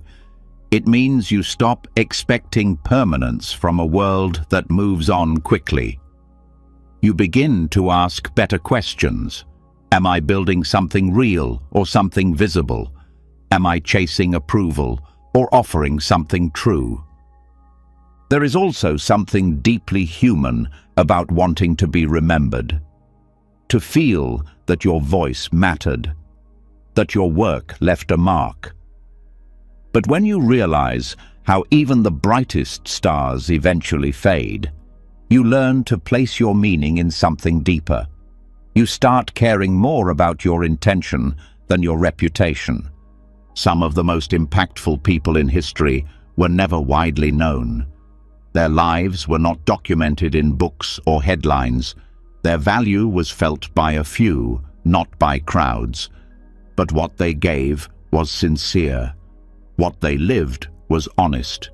They were present to those around them, not to the idea of being remembered forever. The myth of lasting fame leads many into exhaustion. The pressure to stay relevant. The fear of being forgotten. The constant push to remain visible. But relevance is a moving target, and chasing it often leads you away from your true path. The more you cling to the spotlight, the more you build your identity on something you can't control. Eventually, the moment always passes. The world turns its attention elsewhere, and when it does, what matters is not whether you're still being watched, but whether you lived with integrity while the attention was on you. Whether you were kind when you didn't have to be, whether your work was honest even when no one was listening. There is also humility in watching fame fade. It shows that every pedestal is temporary. No one stays adored forever. No image survives without cracks. And once you stop chasing admiration, you start finding joy in quieter forms of recognition.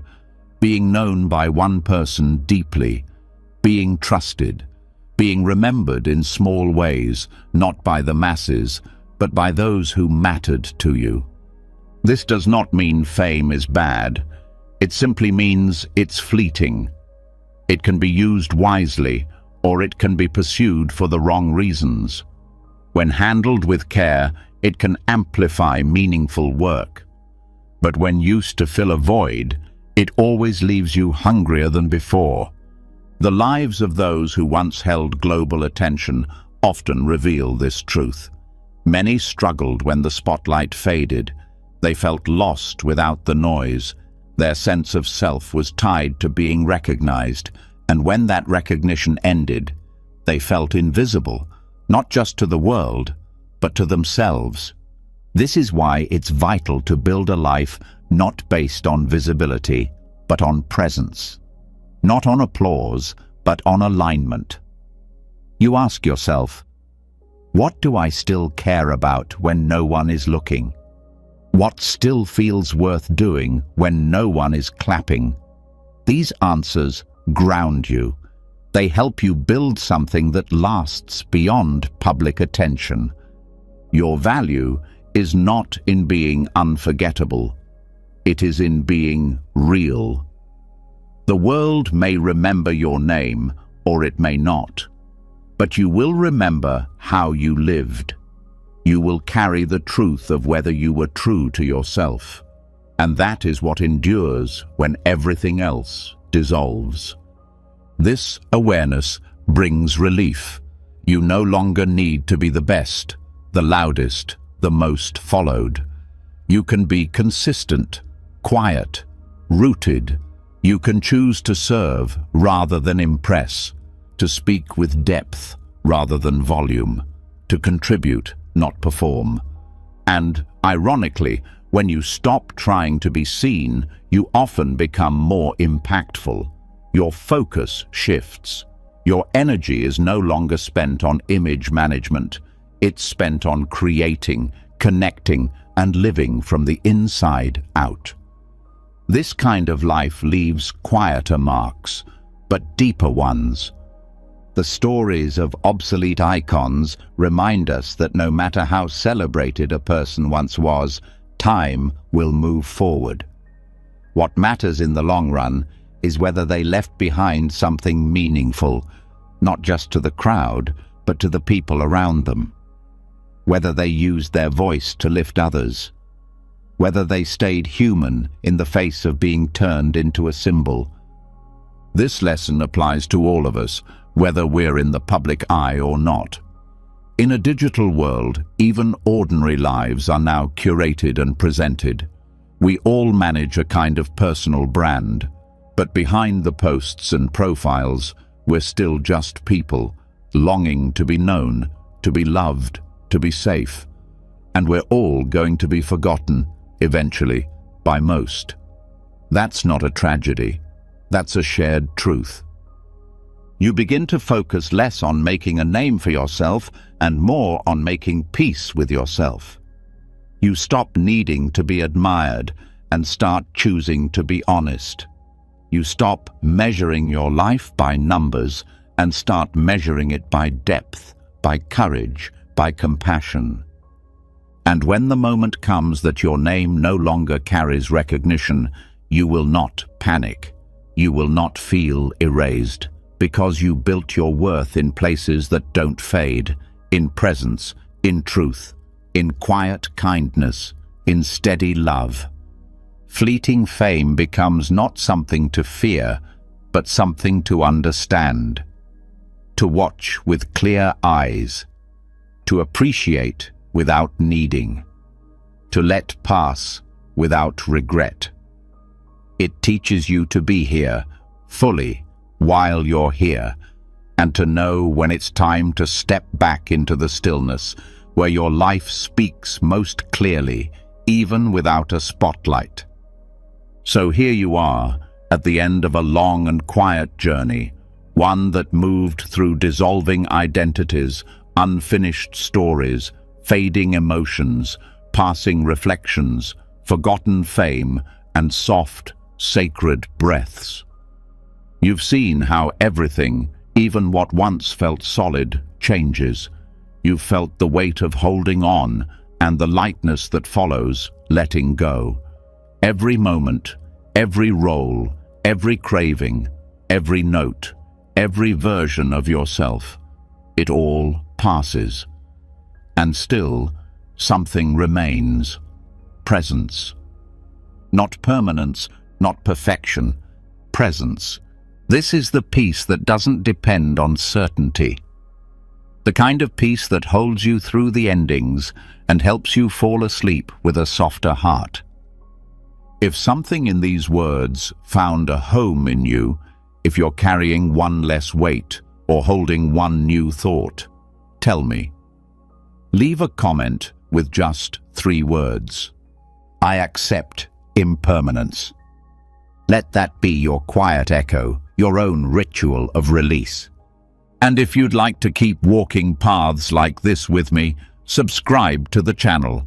Let's keep learning how to live fully, love gently, and let go gracefully, together. Until next time, rest well. You're already exactly where you need to be.